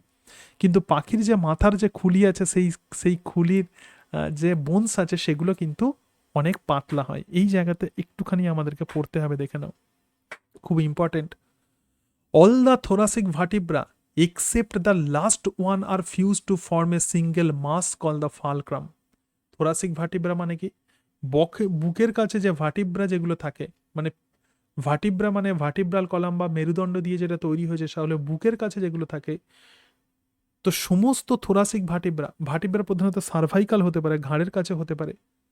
তারপরে যেটা আসবে সেটা হচ্ছে থোরাসিক, বুকের কাছে, সার্ভাইকাল, থোরাসিক। তারপরে কোমরের কাছে যেটা থাকবে সেটা হচ্ছে লাম্বার, তারপরে স্যাক্রাল, তারপরে কডাল। সুতরাং সেকেন্ড রিজিয়ানে যে ভার্টিব্রা থাকবে সেটাই হচ্ছে থোরাসিক ভার্টিব্রা। সবাই পরস্পরের সঙ্গে যুক্ত হয়ে যায়, যুক্ত হয়ে গিয়ে কেবলমাত্র লাস্ট থোরাসিক ভার্টিব্রা ছাড়া বাকি সমস্ত ভার্টিব্রা পরস্পরের সঙ্গে যুক্ত হয়ে যে স্ট্রাকচার তৈরি করে তাকে বলে ফালক্রাম, ঠিক আছে? তাহলে শেষে যেটা চলে এলো সেটা হচ্ছে লাস্ট থোরাসিক ভার্টিব্রা এবং সমস্ত লাম্বার অ্যান্ড দ্য স্যাক্রাল, স্যাক্রালের পরে কিছু কডাল, ঠিক আছে? তাহলে দেখো সমস্ত থোরাসিক ভার্টিব্রার লাস্টেরটা শুধু বাকি আছে। তারপরে দেখো বাকিটা কোনগুলো? লাস্ট থোরাসিক, সমস্ত লাম্বার এবং সমস্ত স্যাক্রাল এবং এন্টেরিয়ারলি কিছু কডাল ফিউজড হয়ে গিয়ে যেটা তৈরি করে তার নাম হচ্ছে সিনস্যাক্রাম। এই ভার্টিব্রাগুলো প্রধানত কোনটা যুক্ত হয়ে কি তৈরি করে অনেক সময় পরীক্ষাতে দেয়। Last of the caudal vertebra, এবং শেষে তাহলে লেজের কাছে যে ভার্টিব্রা আছে তো সেটা যেটা তৈরি করে তার নাম pygostyle. This is very very important. তাহলে কোনটা পাইজোস্টাইল তৈরি করবে? লাস্ট কডাল ভার্টিব্রা প্রধানত পাইজোস্টাইল তৈরি করবে এবং এদের স্টার নাম নৌকার খোলের মতো মডিফাই হয়ে গেছে, তাকেই আমরা বলবো keel. The jaws are modified into the toothless horny beak, তার মানে এদের যে চুয়াল আছে এই চুয়াল প্রধানত কিসে পরিণত হয়েছে? চঞ্চুতে পরিণত হয়েছে। আমাদের যেমন চুয়াল আছে, এদের চুয়াল আছে কিন্তু চঞ্চুতে পরিণত হয়েছে, এবং সেই চঞ্চুতে প্রধানত পরিণত হয়েছে। সেখানে প্রধানত দাঁত থাকে না কিন্তু শক্ত বিক থাকে। In the pigeon, the weight of the skeletal system is only 4.5% of the total body weight. ভাবো তাহলে এদের স্কেলিটাল সিস্টেমের টোটাল ওয়েট মাত্র 4.5%। লাংসের সঙ্গে প্রচুর বায়ুথলি থাকে এবং গল ব্লাডার, দেখো পিত্তথলি, মূত্রথলি, ডান ওভারি এবং ডিম্ব নালী এদের থাকে না অথবা ভেস্টিজিয়াল হয়। তাহলে এই স্ট্রাকচারগুলো থাকে না দেহকে হালকা করার জন্য। এবং দেখো modification for the continuous supply of the energy and the power, the food habit of the bird and the digesting efficiency is much more better than other animals. তারা খুব কোয়ালিটি সম্পন্ন খাবার খায় এই পাখিরা। Absorption is also very efficient because the amount of the excreta is less. তাহলে এরা যে খাবার খাচ্ছে ম্যাক্সিমাম খাবার কিন্তু এদের শরীর ইউটিলাইজ করতে পারে, কারণ তারা যে রেচন পদার্থ পরিত্যাগ করে তার পরিমাণটা অনেক কম হয়। এবং এদের যে হার্ট থাকে comparatively larger in respect to the body size, ঠিক আছে? Rate of the heartbeat is also higher than the higher animals, এদের হার্টবিট অনেক বেশি হয়। মানুষের ক্ষেত্রে যেখানে 72 থেকে 80 বার, এক্ষেত্রে 175 টাইমস পার মিনিট এরকম হয়, ঠিক আছে? হামিং বার্ডের হার্টবিট আরও অনেক বেশি হয়। কারণ এদের যেহেতু প্রচুর পরিমাণে এনার্জি লাগে সেই জন্য ব্লাড সার্কুলেশন খুব দ্রুত হওয়া দরকার। Amount of the blood sugar is almost double then the normal mammals, ঠিক আছে। Respiration rate is about 30 per minute, অর্থাৎ প্রতি মিনিটে এরা 30 বার করে শ্বাস প্রশ্বাস নেয়। এবং দেখো the air sacs associated with the lung allow the double respiration in the single inspiration and inhalation, ঠিক আছে। এবং এয়ার স্যাক প্রধানত ডাবল রেসপিরেশনে সাহায্য করবে। অ্যাকচুয়ালি বায়ুথলির মধ্যে প্রচুর পরিমাণে বাতাস পূর্ণ থাকে এবং সেই বাতাস এদেরকে এক্সট্রা অক্সিজেন দেবে, ঠিক আছে। এছাড়া এদের মধ্যে প্রপার হিট প্রধানত কনজার্ভ হয়ে থাকে, অর্থাৎ মেটাবলিজমের ফলে যে হিট যেটা তৈরি হয় সেটা যাতে বাইরে বেরিয়ে না যায়, তো সেই কাজে ফেদার্স হেল্প করে, প্রপার হিট কনজারভেশনে সাহায্য করে, ঠিক আছে। অ্যারেঞ্জমেন্ট অফ দ্য কার্পাস and the humerus with the expansion of the elbow, এগুলো অত বেশি না পড়লেও চলবে। In the birds, the development of the bipedality and the powerful leg muscles are attaining the speed. বার্ডসের ক্ষেত্রে বাইপেডালিটি মানে কি উইংসের ডেভেলপমেন্ট, অর্থাৎ এক ধরনেরই পায়ের ডেভেলপমেন্ট হয়েছে, একটাই পা তৈরি হয়েছে, সেই জন্য এরা খুব জোরে প্রধানত এরা ছুটতে পারে, ঠিক আছে। তো এই অংশটা এটা অত নায়ব করলেও চলবে। এরপর দেখো থোরাসিক মাসেলস যেটা আছে এটা কিন্তু খুব ভেরি ভেরি ইম্পর্টেন্ট। থোরাক্সের মধ্যে র্যাপিড এবং পাওয়ারফুল বিটিং উইংস, দেখো থোরাক্সের মধ্যেই প্রধানত আমরা উইংসকে দেখতে পাই, এবং সেই উইংসকে সাপোর্ট দেওয়ার জন্য এদের যে উইং মাসেল আছে পেক্টোরালিস মেজর, পেক্টোরালিস মাইনর এবং কোরাকো ব্রাকিয়ালিস, এই তিনটে মাসেলস প্রধানত এই ডানাকে প্রধানত এই ডানার সঞ্চালনে প্রধানত সাহায্য করে, পেক্টোরালিস মেজর, পেক্টোরালিস মাইনর এবং কোরাকো ব্রাকিয়ালিস। এবং পাখির আরও একটা গুরুত্বপূর্ণ ফিচার্স হচ্ছে সেটা হচ্ছে পার্চিং মেকানিজম, অর্থাৎ এদের যে লেগ আছে, এদের যে পা আছে, সেই পা গাছের ডালের সঙ্গে খুব সুন্দরভাবে আটকে থাকে এবং যখন প্রয়োজন হয় জাম্প করে এরা ওপরে উঠে যায়। তাহলে গাছের ডালকে ধরে রাখার জন্য এদের মধ্যে পার্চিং মেকানিজম দেখা যায়। A highly specialized feature when the bird sit on the branches of the tree, some leg muscles and the tendon act in such a fashion, এবং এমনভাবে কিছু লেগ মাসেল আর টেন্ডন কাজ করে যে খুব খুব সহজেই এরা গাছের ডালকে আঁকড়ে ধরে থাকতে পারে। এবার দেখো ব্যালেন্সিং অ্যান্ড দ্য নেভিগেশন, মানে কিভাবে এরা ব্যালেন্স তৈরি করে। Ideal bilaterally symmetrical body imparts the good balance, যে সমস্ত অ্যানিমালসে বাইলেটারাল সিমেট্রি দেখা যায় তো তাদের মধ্যে ব্যালেন্স প্রধানত ঠিক থাকে। এবং centre of gravity is placed between the two wings, মানে ভার কেন্দ্র কিন্তু দুটো ডানার মধ্যেই প্রধানত অবস্থান করে, সেই জন্য খুব ভালো ব্যালেন্স তৈরি হয়। All the vital internal organs like the gizzard, liver, etc. situated near the center of the gravity, একদম এই ভারকেন্দ্রের কাছে থাকে, সমস্ত ভাইটাল অর্গান একদম দেহের এই ভারকেন্দ্রের কাছে থাকে, মানে সেন্টারের দিকে থাকে। এবং তার ফলে কি হবে, in the body cavity comparatively lighter organs are placed anteriorly, দেখো যেগুলো হালকা হালকা অর্গান আছে সেগুলো সামনের দিকে চলে যায় এবং ভারী যে অর্গানগুলো আছে সেগুলো পিছনের দিকে চলে যায়, এবং তার ফলে খুব সহজেই এরা দেহকে পুল করে ওপরের দিকে উঠতে পারে। এবং টেল ফেদার্স, তাহলে ডানায় যে বড় পালক থাকে তাকে বলে রেমিজেস, এবং লেজে যে বড় পালক থাকে তাকে বলে রেক্ট্রিসেস। শুধু এই জায়গাতে শুধু এইটুকু পড়বে, tail feathers or rectrices are used for navigation, অর্থাৎ এই যে রেক্ট্রিসেস যেটা আছে সেটা প্রথমত কোন দিকে পাখি ছুটবে সেটাকেই ঠিক করে। এবং এক্ষেত্রে এদের মধ্যে সেন্স অর্গানের ডেভেলপমেন্ট ঘটেছে, ওয়েল ডেভেলপড সেন্স অর্গান। এবং পাখির চোখের মধ্যে প্রধানত পেকটিন থাকে যেটা মাইক্রোস্কোপিক এবং টেলিস্কোপিক ভিশনে সাহায্য করে, অর্থাৎ খুব দূর থেকে অনেক মানে খুব দূর থেকে যে কোনো বস্তুকে এরা দেখতে পায়, ঠিক আছে। ভোলেন্ট অ্যাডাপ্টেশন ইন ম্যামালস, তাহলে বলো পাখির অ্যাডাপ্টেশনটা বুঝতে পারে, এর মধ্যে যে বায়ুথলি থাকে। হ্যাঁ, এবার দেখো কিরোপটেরান্স মানে bats are only mammalian group which exhibit the true flight, তাহলে যে বাদুর আছে এরা প্রধানত ফ্লাইট করতে পারে। Organ of flight mainly the 4 limbs support the extension of the skin on either side of the body, অর্থাৎ তার মানে কি এদের যে 4 লিম্স আছে, সামনের যে পা আছে, এই পা প্রধানত কি করে, তাদের দেহের যে দুই সাইডে যে স্কিন যেটা হচ্ছে বড় হয়ে গেছে সেই স্কিনটাকে তো সাপোর্ট দিতে হবে, একটা কোনো অংশ যদি বড় হয় তাকে সাপোর্ট দিতে হবে, তো তাকে সাপোর্ট দেওয়ার জন্য এদের 4 লিম্স প্রধানত সেই এক্সটেন্ডেড স্কিনকে সাপোর্ট দেয়, এবং একেই বলে patagia or the alar membrane. সুতরাং এই বাদুরের মুভমেন্টের জন্য প্যাটাজিয়া অর অ্যালার মেমব্রেন থাকে। This organ functions like the wing of bird, সেই জন্য এরা অ্যাক্টিভ ফ্লাইট দেখায়। Hind limbs are very weak and bear the 5 clawed digits, এদের যে পিছনের দিকের পা আছে সেটা খুব দুর্বল হয় বাদুরের প্রধানত, ঠিক আছে। এবং তার সঙ্গে সঙ্গে দেখো well developed tail serve as the support for interfemoral membrane and control the movement during the flight. সুতরাং এদের ক্ষেত্রে আমরা ওয়েল ডেভেলপ টেল দেখতে পাই। সেটা ইন্টারফিমোরাল মেমব্রেন মানে কি, ফিমোরাল যে রিজিয়ান আছে, ফিমোরাল রিজিয়ান মানে পায়ের যে অংশ, পায়ের উপরের দিকের যে অংশ আছে সেগুলোকে প্রধানত এরা সাপোর্ট দেয়। এগুলো অত ডিটেলসে না পড়লেও চলবে। যেগুলো হচ্ছে তোমার মাসেলসের মডিফিকেশান দেখো। আচ্ছা, স্টারনাম কিন্তু কিলে রূপান্তরিত হয়েছে পাখির মতো। পেক্টোরালিস মেজর, এক্ষেত্রে যে ফ্লাইট মাসেলস আছে, আমি পায়রার ক্ষেত্রে দেখেছিলাম pectoralis major, pectoralis minor, coracobrachialis. এক্ষেত্রে আমরা দেখতে পাবো পেক্টোরালিস মেজরকে দেখতে পাবো সেরাটাস অ্যান্টেরিয়ার এবং subscapularis muscle achieving the beating of the wings. এটা খুব ভালো করে মাথায় রাখবে। এইগুলোই হলো এদের প্রধানত flight muscles. This muscles are highly developed, powerful and together make 15% of the body weight of the bat. ঠিক আছে, ব্যাটের বডি ওয়েটের টোটাল 15% এগুলোই তৈরি করে।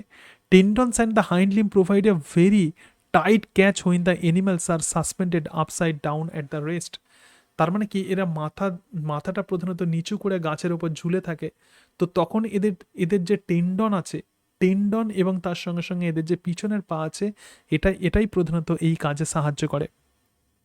Modification of the tail and its developing membrane help in changing the direction during the flight.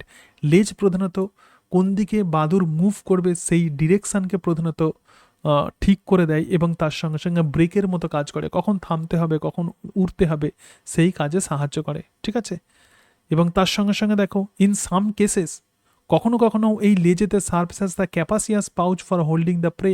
কখনো কখনো লেজে করে এরা কিন্তু খাবারও কিন্তু নিয়ে যেতে পারে। এদের ক্ষেত্রে ক্যাপাসিয়াস পাউচ থাকে, একটা থলির মতো অংশ থাকে, তো তার মধ্যে ক্যাপাসিটি থাকে কোনো খাবারকে ধরে রাখার, তো সেই কাজে সাহায্য করে। And also as a cradle for the new born young. অনেক সময় এরা বাচ্চাদেরকে সেই লেজ দিয়ে, লেজের সেই পাউচের মধ্যে ভরে নিয়ে এরা চলে আসতে পারে। ঠিক আছে, বাদুর। Metabolic rate is very high because they require much energy during the flight. এবং বাদুরও কিন্তু লোকোমোশন দেখায়, ইকোলোকেশন দেখায়। ইন দিস নকটার্নাল এনিম্যালস, তার মানে এরা প্রধানত রাত্রি অ্যাক্টিভ থাকে।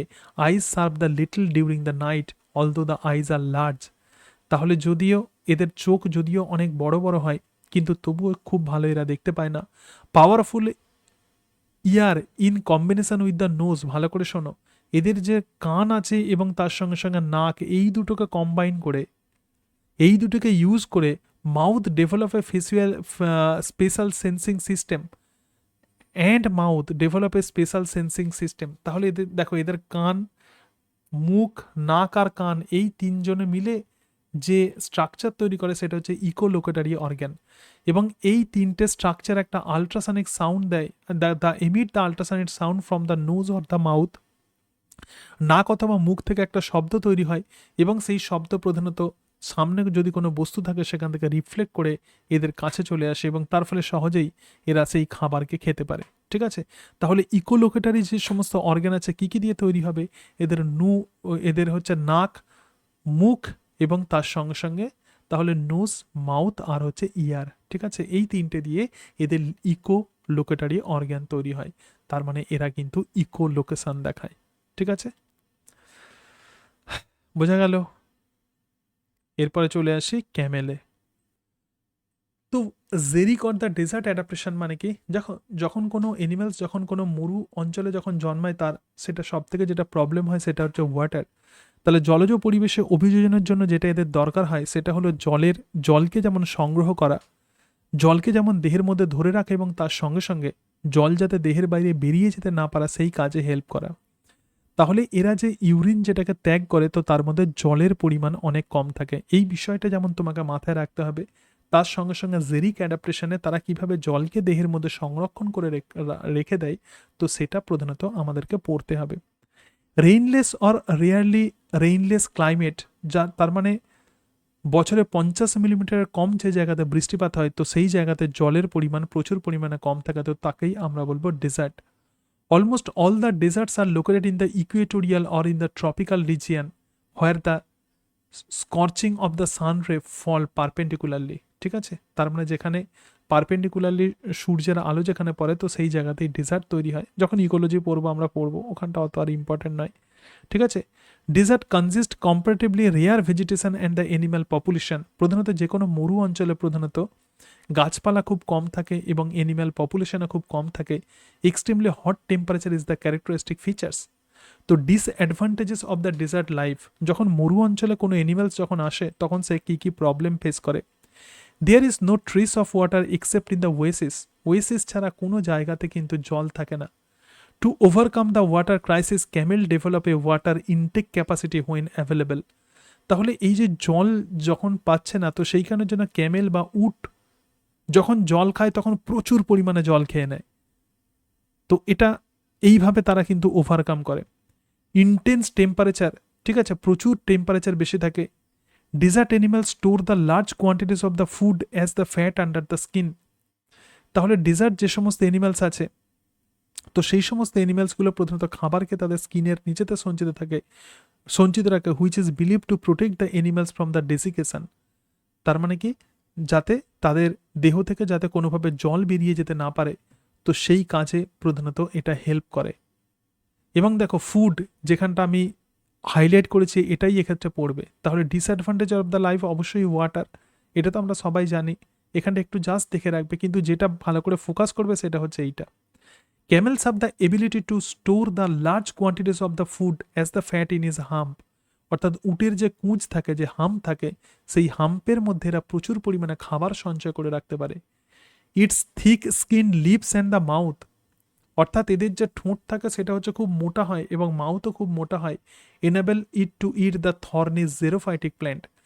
থর্নি মানে কি কাঁটা, যে সমস্ত গাছেতে কাঁটা থাকে সেই কাঁটাকেও তারা খেয়ে নেয়, কারণ তাদের লিপস অনেক মানে মোটা চামড়া থাকে, সেই চামড়াতে কাঁটা কিছুই করতে পারে না। মুখও হচ্ছে অনেক মানে মোটা চামড়া থাকে, সেটা কিছুই করতে পারে না।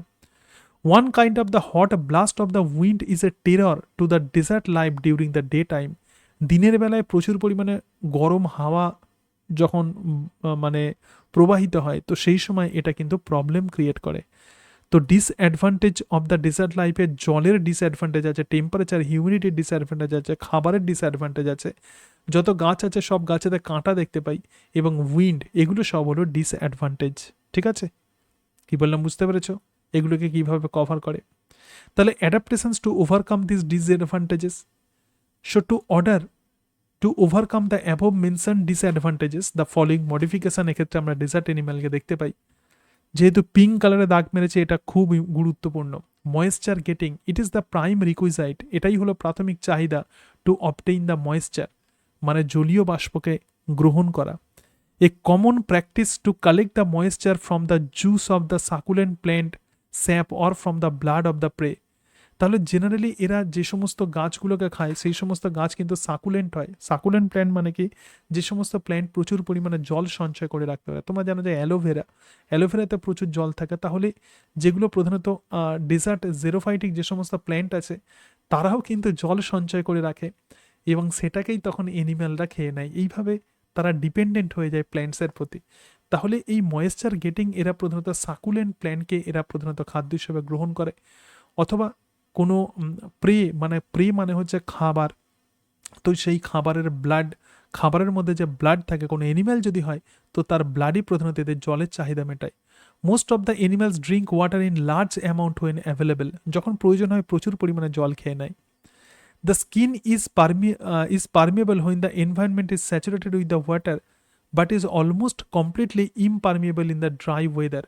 যখন প্রচণ্ড গরম পড়ে তখন জল স্কিনের মধ্যে ঢুকে যায়, কিন্তু যখন ড্রাই হয়, যখন হচ্ছে the skin is permeable when environment is saturated with water, তার মানে এনভায়রনমেন্টে যখন জল বেশি থাকে, জলীয় বাষ্পের পরিমাণ যদি বেশি থাকে, তাহলে স্কিন এর মধ্য দিয়ে অটোমেটিক্যালি জল ঢুকে যায়। আবার যখন জলীয় বাষ্পের পরিমাণ কম থাকবে তখন আর জল কিন্তু বাইরে বের হয় না। A spiny lizard in Australia, the Moloch horridus, this is very very important, can absorb water through the hygroscopic skin like a blotting paper. Moloch হরিদাসের দেহতে হাইগ্রোস্কোপিক স্কিন থাকে। হাইগ্রো মানে কি, যারা জলকে টানতে পারে। ব্লটিং পেপারের মতো এরা পরিবেশ থেকে জল শুষে নেয়। এটা মূলক হরিদাস। কোথায় পাওয়া যায়? অস্ট্রেলিয়াতে। কি এটা? এটা প্রধানত রেপটাইলস, একটা স্পাইনি লিজার্ড, কাঁটাযুক্ত একটা লিজার্ড, মূলক হরিদাস। এদের স্কিনের মধ্যে হাইগ্রোস্কোপিক স্কিন আমরা দেখতে পাই। এবার দেখো ময়েশ্চার কনজারভেশন, মানে দেহের মধ্যে জলকে কিভাবে রেখে দেবে। In Australian frog Neobatrachus the rate of evaporation through the skin is retarded. তার মানে স্কিন দিয়ে যাতে জল যাতে বাষ্পীভূত হতে না পারে, তো সেটাই প্রধানত এরা বন্ধ করে দেয়।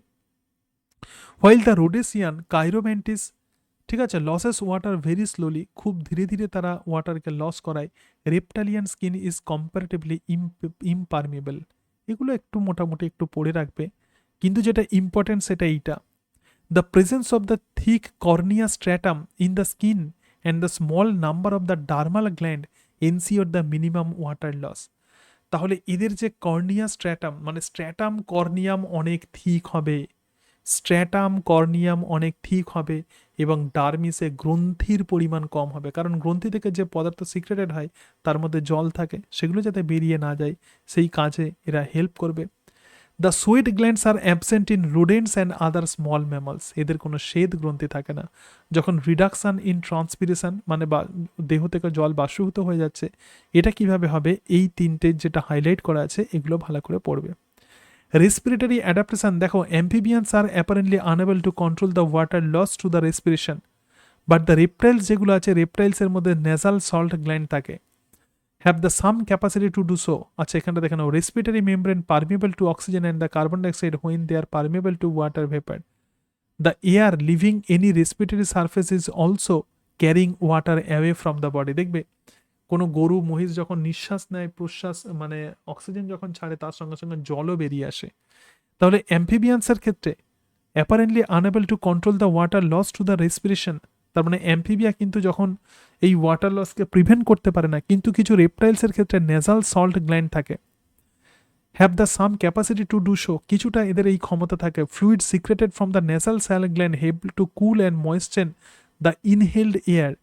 তাহলে যে অক্সিজেনটা তারা যেটা নিচ্ছে, সেটা তার মধ্যে প্রচুর পরিমাণে জলীয় বাষ্প দিয়ে দেয় এবং সেটাকে ঠান্ডা করে দেয়, ঠিক আছে। As the water evaporate this fluid becomes more concentrated and incrustation of the crystalline salt are deposited around the nasal opening. দেখো যখন এরা কোনোভাবে যখন এরা কোনোভাবে জলকে যখন নিয়ে নিল, নেজাল সল্ট গ্ল্যান্ড থাকে এবং সেই নেজাল গ্ল্যান্ড সল্ট গ্ল্যান্ডের মধ্যে থেকে সল্ট নির্গত হয় এবং জল তখন সেই সল্টের সঙ্গে যুক্ত হয়ে যায়, তার ফলে একটা ক্রিস্টালাইন স্ট্রাকচার তৈরি করে, এবং তার ফলে কি হবে, তখন আর জল এদের দেহের বাইরে মানে নাক দিয়ে আর বেরিয়ে যেতে পারে না, ঠিক আছে। Deposited around the nasal opening, একটা ক্রিস্টালাইন সল্ট তৈরি হয়ে যায় এবং তার ফলে সেটা কি হবে, তখন সেটা নেজাল ওপেনিংয়ে জমা হয়ে যায়। তো এটাই হচ্ছে নেজাল সল্ট গ্ল্যান্ড এরকমভাবে কাজ করে। Respiratory water loss in the kangaroo rat and in other small desert mammals is reduced by means of a counter current heat exchange system in the nose. তাহলে ক্যাঙ্গারু র্যাটের মধ্যে আমরা counter current একটা heat exchange system দেখতে পাই। Kangaroo rat respiratory water loss এক্ষেত্রে এইভাবে, মানে কাউন্টার কারেন্ট সিস্টেম মানে কি, যখন দুটো ফ্লুইড যখন অ্যান্টি প্যারালালি প্রবাহিত হয় তো তখনই তাকে বলে কাউন্টার কারেন্ট সিস্টেম। তো এরকমভাবে কাউন্টার কারেন্ট সিস্টেম মেকানিজমে ক্যাঙ্গারু র্যাট প্রধানত রেসপিরেটরি ওয়াটার লসকে প্রিভেন্ট করে। The body cell can withstand the loss of 40% of the water in the camel. দেখো এরা প্রধানত প্রচুর পরিমাণে, অর্থাৎ যারা উট আছে, যদি দেহ থেকে 40% জলও যদি নির্গত হয়ে যায় তাহলেও কিন্তু সেটা উইথস্ট্যান্ড করতে পারে, তার মানে কি, তাহলেও এটা তারা সহ্য করতে পারে। এবং উট প্রধানত একবারে অন্তত 10 গ্যালন জল খেতে পারে পার সেকেন্ড। তো এটাই হলো প্রধানত এই ক্যারেক্টার্স একটু দেখে রাখবে যেগুলো পিঙ্ক কালারে হাইলাইট করেছি। Desert animals usually eliminate dry excreta in the form of the solid uric acid crystal, যেটা তোমাদের বলছিলাম। এরা প্রধানত যখন রেচন পদ্ধতি যখন সম্পন্ন করে তখন যে ইউরিন যেটাকে এরা নির্গত করে সেটা অনেকটা সলিড হয়, মানে জলের পরিমাণ অনেক কম থাকে, which are extremely insoluble and thereby assist in conserving the internal body water. মূত্র দিয়ে যাতে জল বেরিয়ে যেতে না পারে সেই জন্য এরা সলিড ইউরিক অ্যাসিড ক্রিস্টালকে প্রধানত মূত্র হিসাবে তারা নির্গত করে। এবং তাদের মধ্যে ADH, arginine, vasotocin, similar to ADH of the এর নিউরোহাইপোফাইসিয়াল হরমোন, তার নাম হচ্ছে আর্জিনিন ভ্যাসোটোসিন, যেটা অ্যান্টিডাইরেটিক হরমোনের মতোই কাজ করে। তো সেটা কি করবে, অ্যান্টিডাইরেটিক হরমোন প্রধানত নেফ্রন থেকে জলকে দেহের মধ্যে সংরক্ষণ করে রেখে দেয়। তাহলে এই হরমোনও কিন্তু প্রধানত ডেজার্ট অ্যানিমালসের দেহতে এরকম টাইপের একটা হরমোন কাজ করে, তার নাম আর্জিনিন ভ্যাসোটোসিন, ঠিক আছে? তো এই আর্জিনিন ভ্যাসোটোসিন প্রধানত মূত্র মানে নেফ্রন থেকে জলকে প্রধানত দেহের মধ্যেই রেখে দেয়। In reptiles the urinary wastes are eliminated as the semi solid mass, যেটা তোমাদের বলছিলাম যে রেপটাইলস তারা যে মলমূত্র ত্যাগ করে তাতে কোনো রকম জল থাকে না এবং তার ফলে এইভাবে দেহেতে জলের সংরক্ষণ তো হয়। Urea is the principal excretory compound of the mammals while the uric acid is that in the bird. তাহলে ইউরিয়া কারা? ইউরিওটেলিক অর্গানিজম জেনারেলি ম্যামাল হয়, ইউরিকোটেলিক প্রধানত বার্ড হয় অ্যান্ড রেপটাইলস হয়। The excretion of the uric acid is associated with possession of the cleidoic and the enclosed eggs. যারা যারা uric acid যারা নির্গত করে তাদের ক্ষেত্রে এনক্লোজড এগ দেখা যায়। ঠিক আছে? Cleidoic or the enclosed egg with the possession of cleidoic or enclosed egg. Accumulation of the salt in the desert soil, nasal salt gland থাকে। ঠিক আছে? Some of the desert reptiles and the birds ostrich excrete the extra salt from their body. দেখো জল যখন salt যদি কোনোভাবে থেকে যায় তাহলে কিন্তু অসমো রেগুলেশনে প্রবলেম হবে, সুতরাং নেজাল সল্ট গ্ল্যান্ড দিয়ে তারা প্রধানত সল্টকে দেহের বাইরে বের করে দেয়। Powerful kidney produces the concentrated urine, তাহলে পাওয়ারফুল কিডনি থাকে যেটা খুব ঘন মূত্র এদের নির্গত করে। Defence mechanism temperature. ঠিক আছে? ডিফেন্স মেকানিজম টেম্পারেচার, দেখো smaller mammals are often adapted to the desert climate by being nocturnal and avoiding the excessive heat of the day. Behavioural mechanism কি? কিছু কিছু ছোট ছোট অ্যানিম্যাল আছে যারা প্রধানত রাতের বেলা অ্যাক্টিভ হয়, দিনের বেলা ইনঅ্যাক্টিভ থাকে। দিনের বেলা তো টেম্পারেচার প্রচুর বেশি থাকে, তো সেই টেম্পারেচারকে অ্যাভয়েড করার জন্য এরা রাতের বেলা অ্যাক্টিভ হয়। The desert fox and the desert hare of the Sahara are adapted to heat by having the large ears which give them greater cooling surface. তার মানে এই যে ডেজার্ট ফক্স এবং ডেজার্ট যে হেয়ার আছে, মরু খরগোশ যেটাকে বলে, তাদের কান অনেক বড় বড় হয় এবং তার ফলে তাদের দেহ অনেকটা ঠান্ডা থাকে। যে কোনোভাবে ঠান্ডা রাখার চেষ্টা করে আর কি। Desert rats moles and the shrews. ঠিক আছে? Burrow the holes in their cavity, মানে এরা প্রধানত কি করে? মাটির মধ্যে গর্ত তৈরি করে, সেই গর্তের মধ্যে ঢুকে থাকে যখন প্রচণ্ড গরম পড়ে। সবথেকে গুরুত্বপূর্ণ যেটা সেটা হচ্ছে থার্মাল ড্যান্সিং। থার্মাল ড্যান্সিং মানে কি?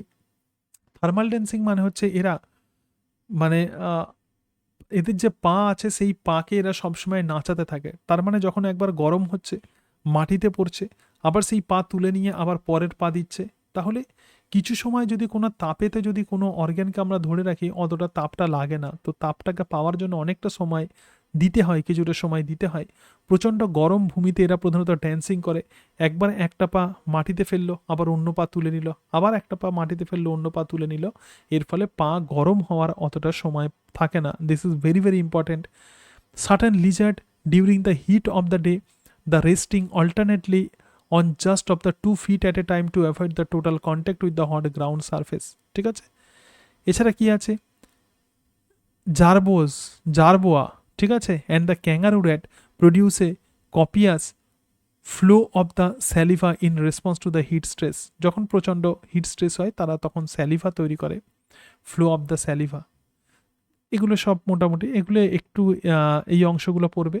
In the camel long eyelashes protected from the effect of the sandstorm, অর্থাৎ ক্যামেল যে উট আছে তাদের চোখেতে বড় বড় ল্যাশ থাকে। আইল্যাশেস মানে কি? চোখের পাতায় লোম থাকে এবং সেটা প্রধানত যদি কোনো মরুঝড় হয় তার হাত থেকে রক্ষা করে। এবং nostrils are capable of being closed in the ক্যামেলসের মধ্যে নাসারন্ধ্র বন্ধ থাকে। যদি মরুঝড় হয় তখন নাকটাকে বন্ধ করে দেয়, আবার যখন মরুঝড় কেটে যায় নাককে আবার খুলে দেয়। The long hair in the camels protect the ear from the sandstorm, বালুঝড়ের হাত থেকে রক্ষা করে। Colouration, most of the inhabitants of the arid zone are their black or the pale in colour resembling their background. দেখো এদের ব্যাকগ্রাউন্ডের সঙ্গে অনেক সময় কালার এদের ম্যাচ করে যায় এবং বেশিরভাগ যারা ডেজার্ট অ্যানিমেল তাদের দেহ ব্ল্যাক হতে পারে অথবা বিবর্ণ কালার হতে পারে। ঠিক আছে? এগুলো একটু কালার অতটা ইম্পর্টেন্ট নয়। ঠিক আছে? এরপরে দেখো যেটা ইম্পর্টেন্ট আছে সেটা হচ্ছে spines. In horn toad and the other spiny লিজার্ডসের ক্ষেত্রে স্পাইন তৈরি হয় protect them from the predator, মানে কাঁটা থাকে, এই কাঁটা প্রধানত এদের প্রিডেটারের হাত থেকে এদেরকে রক্ষা করে। এদেরকে যারা খেয়ে নেয় তাদেরকে প্রিডেটার বলে, তার হাত থেকে রক্ষা করে। Venom, almost all the desert reptiles are poisonous, সমস্ত ডেজার্ট রেপটাইলস কিন্তু পয়জনাস হয়। কমন রেড অ্যান্ট, দেখে নাও, common red ant is more poisonous than rattle snake in relation to it size. ঠিক আছে? একটা কমন রেড অ্যান্ট সেটা কিন্তু র্যাটেল স্নেকের থেকেও ভয়ঙ্কর হয়। এটা ভয়ঙ্কর মানে আই মিন র্যাটেল স্নেক যে পরিমাণ বড় আর কমন রেড অ্যান্ড যে পরিমাণ ছোট, তাহলে তাদের সাইজের তুলনায় এরা কিন্তু অনেক বেশি বিষধর হয়। The bite of the rattlesnake can cause the death within a few second. কয়েক সেকেন্ডের মধ্যে যদি র্যাটেল স্নেক যদি কামড়ে একটা মানুষের মৃত্যু পর্যন্ত ঘটতে পারে। All the desert spider, scorpions and the centipedes are poisonous. সুতরাং কমন রেড অ্যান্ড সাইজের তুলনায় ছোট হলেও তারা প্রচণ্ড বিষাক্ত হয়। Speed of the desert animals is the characteristic of the dwellers because they have to travel far and wide for food and drink. তাহলে এরা কিন্তু হাঁটতে গেলে এদের প্রচুর স্পিডি হতে হয়, কারণ খাবার খোঁজার জন্য এদেরকে অনেকটা দূরে যেতে হয়। Ostrich and the camel and the others are much speedy animals where the body become slender to and from the limbs become long. Ostrich, camel এবং অন্যান্য অ্যানিমালসে দেখবে উটের প্রথমে পাটাই আমাদের চোখে পড়ে কত বড়। যদি বড় পা হয় তাহলে সে খুব সহজেই কম সময়ে অনেক দূরে যেতে পারবে। এছাড়া উটের পায়েতে আমরা ফ্লেশি প্যাড দেখতে পাই এবং which do not sink in the sand, ঠিক আছে, যেটা বালিতে প্রধানত ডুবে যায় না। About 80% of the dead animals show the hypertrophy or the enlargement of the woolly tympani. These are the bony projection of the skull that encloses the middle ear. This is very very important. Woolly tympanica. Woolly tympanica কোথায় দেখা যায়? প্রধানত middle ইয়ার, মধ্যকর্ণকে ঢেকে রাখে যে অস্থি, তো সেটা প্রধানত বুলি টিম্পেনি আমরা বলবো। তো বুলি টিম্পেনি প্রধানত 80% ডেজার্ট অ্যানিমালসে দেখা যায়। Scaly tail lizard like the uromastix. অনেক সময় পরীক্ষাতে প্রশ্ন দেয় ইউরোম্যাস্টিক্স প্রকৃতপক্ষে কি? স্কেলি টেল লিজার্ড কোন ধরনের animals? Is active during the late part of the night and the dawn. অর্থাৎ রাত যখন শেষ হতে যাচ্ছে, ভোরবেলা, তো এই সময়তে এরা অ্যাক্টিভ থাকে। Desert snake tend to become nocturnal while the tortoise are the diurnal. Nocturnal মানে দিনের বেলা অ্যাক্টিভ, আর ডায়ার্নাল এই নকটার্নাল মানে রাতের বেলা অ্যাক্টিভ, আর ডায়ার্নাল মানে দিনের বেলা। Small mammal such as the kangaroo rats only survive in the desert because they are nocturnal. Kangaroo rat কিন্তু নকটার্নাল হয়। বার্ডস অ্যান্ড দ্য অ্যাক্টিভ, ঠিক আছে। Origin of the desert life, it is probable that all the desert animals have been secondary adapted. সবাই কিন্তু secondary adapted হয়। However the temporary migrants are common in the desert. কখনো কখনো মরু অঞ্চলে কোনো কোনো অ্যানিমাল থাকতে পারে, চলে আসতে পারে। Therefore it is evident that the natural condition of the desert is not suitable for animal life. তাহলে এরা খুব কষ্ট করে বেঁচে থাকে, তো অ্যানিমাল লাইফে প্রধানত অ্যানিমালরা ডেজার্টে প্রধানত বাঁচতে পারে না, মানে বাঁচতে গেলে স্পেশাল টাইপের অ্যাডাপ্টেশন দরকার হয়। তো এক্ষেত্রে কিছু অ্যাম্ফিবিয়া দেখো। অ্যাম্ফিবিয়া হচ্ছে ডেজার্ট ফ্রগ যেটা আছে সেটা হচ্ছে কিরোলেপ্টেস। রেপটাইলস দেখো স্পাইনি লিজার্ড, যেগুলো দাগ দিয়ে দিয়েছে মোলক এবং বোয়া। অ্যাভিস দেখো, পাখি দেখো, অস্ট্রিচ আছে, উডপেকার আছে, ডেন্ড্রোকোপস আছে। ম্যামালিয়াতে দেখো স্যান্ড ক্যাট আছে, ফেলিস, ডেজার্ট ফক্স আছে, ভালপেস, ঠিক আছে। গ্যাজেল আছে, গ্যাজেল এটা একটু পড়ে রাখবে। ক্যামেল এবং এশিয়াটিক ওয়াইল্ড অ্যাস, এশিয়ার বন্য গাধা, এটা কিন্তু এন্ডেঞ্জার্ড স্পিসিস। সুতরাং যেগুলো আমি শুধুমাত্র আন্ডারলাইন করেছি এইগুলো একটু ভালো করে পড়ে রাখবে। এরা প্রথমত কোন ক্লাসের অন্তর্গত, আর এটা আগে কোয়েশ্চেন্স ছিল, এটা পড়ার দরকার নেই, ঠিক আছে। তো এই হচ্ছে ইভলিউশনের অ্যাডাপ্টেশন, ঠিক আছে। মোটামুটিভাবে সহজ, যেগুলো আমি হাইলাইট করেছি এইগুলো ভালো করে পড়বে, ব্যাস তাহলেই হবে। অনেকটা বিষয়টা অনেকটা, কিন্তু যেগুলো হাইলাইট করা আছে এগুলো একটু ভালো করে মাথায় রাখবে, ঠিক আছে। পরের দিন তাহলে আবার মলিকুলার বায়োলজি শুরু করব। পরের দিন তাহলে আমরা রেপ্লিকেশনটা পড়ব, ঠিক আছে। এই মাস মানে এই কয়েকদিন, এবং তারপরে আবার ইভলিউশন শুরু করব। তারপরে প্ল্যান্ট ফিজিওলজি, অথবা প্ল্যান্ট ফিজিওলজিতে আমরা চলে যেতে পারি। প্ল্যান্ট ফিজিওলজি পোর্শনটা বাকি আছে, তাহলে অথবা ইকোলজি দেখি কোন নোটসটা একটু তৈরি হয়, তো সেই রকম করব। তাহলে সামনের কয়েকদিন মলিকুলার বায়োলজি আমরা পড়ব। মলিকুলার বায়োলজি যেমন রেপ্লিকেশন, ট্রান্সক্রিপশন, ট্রান্সলেশন, এগুলো সব পড়ব, ঠিক আছে। Good night, good night. হ্যাঁ ঠিক আছে।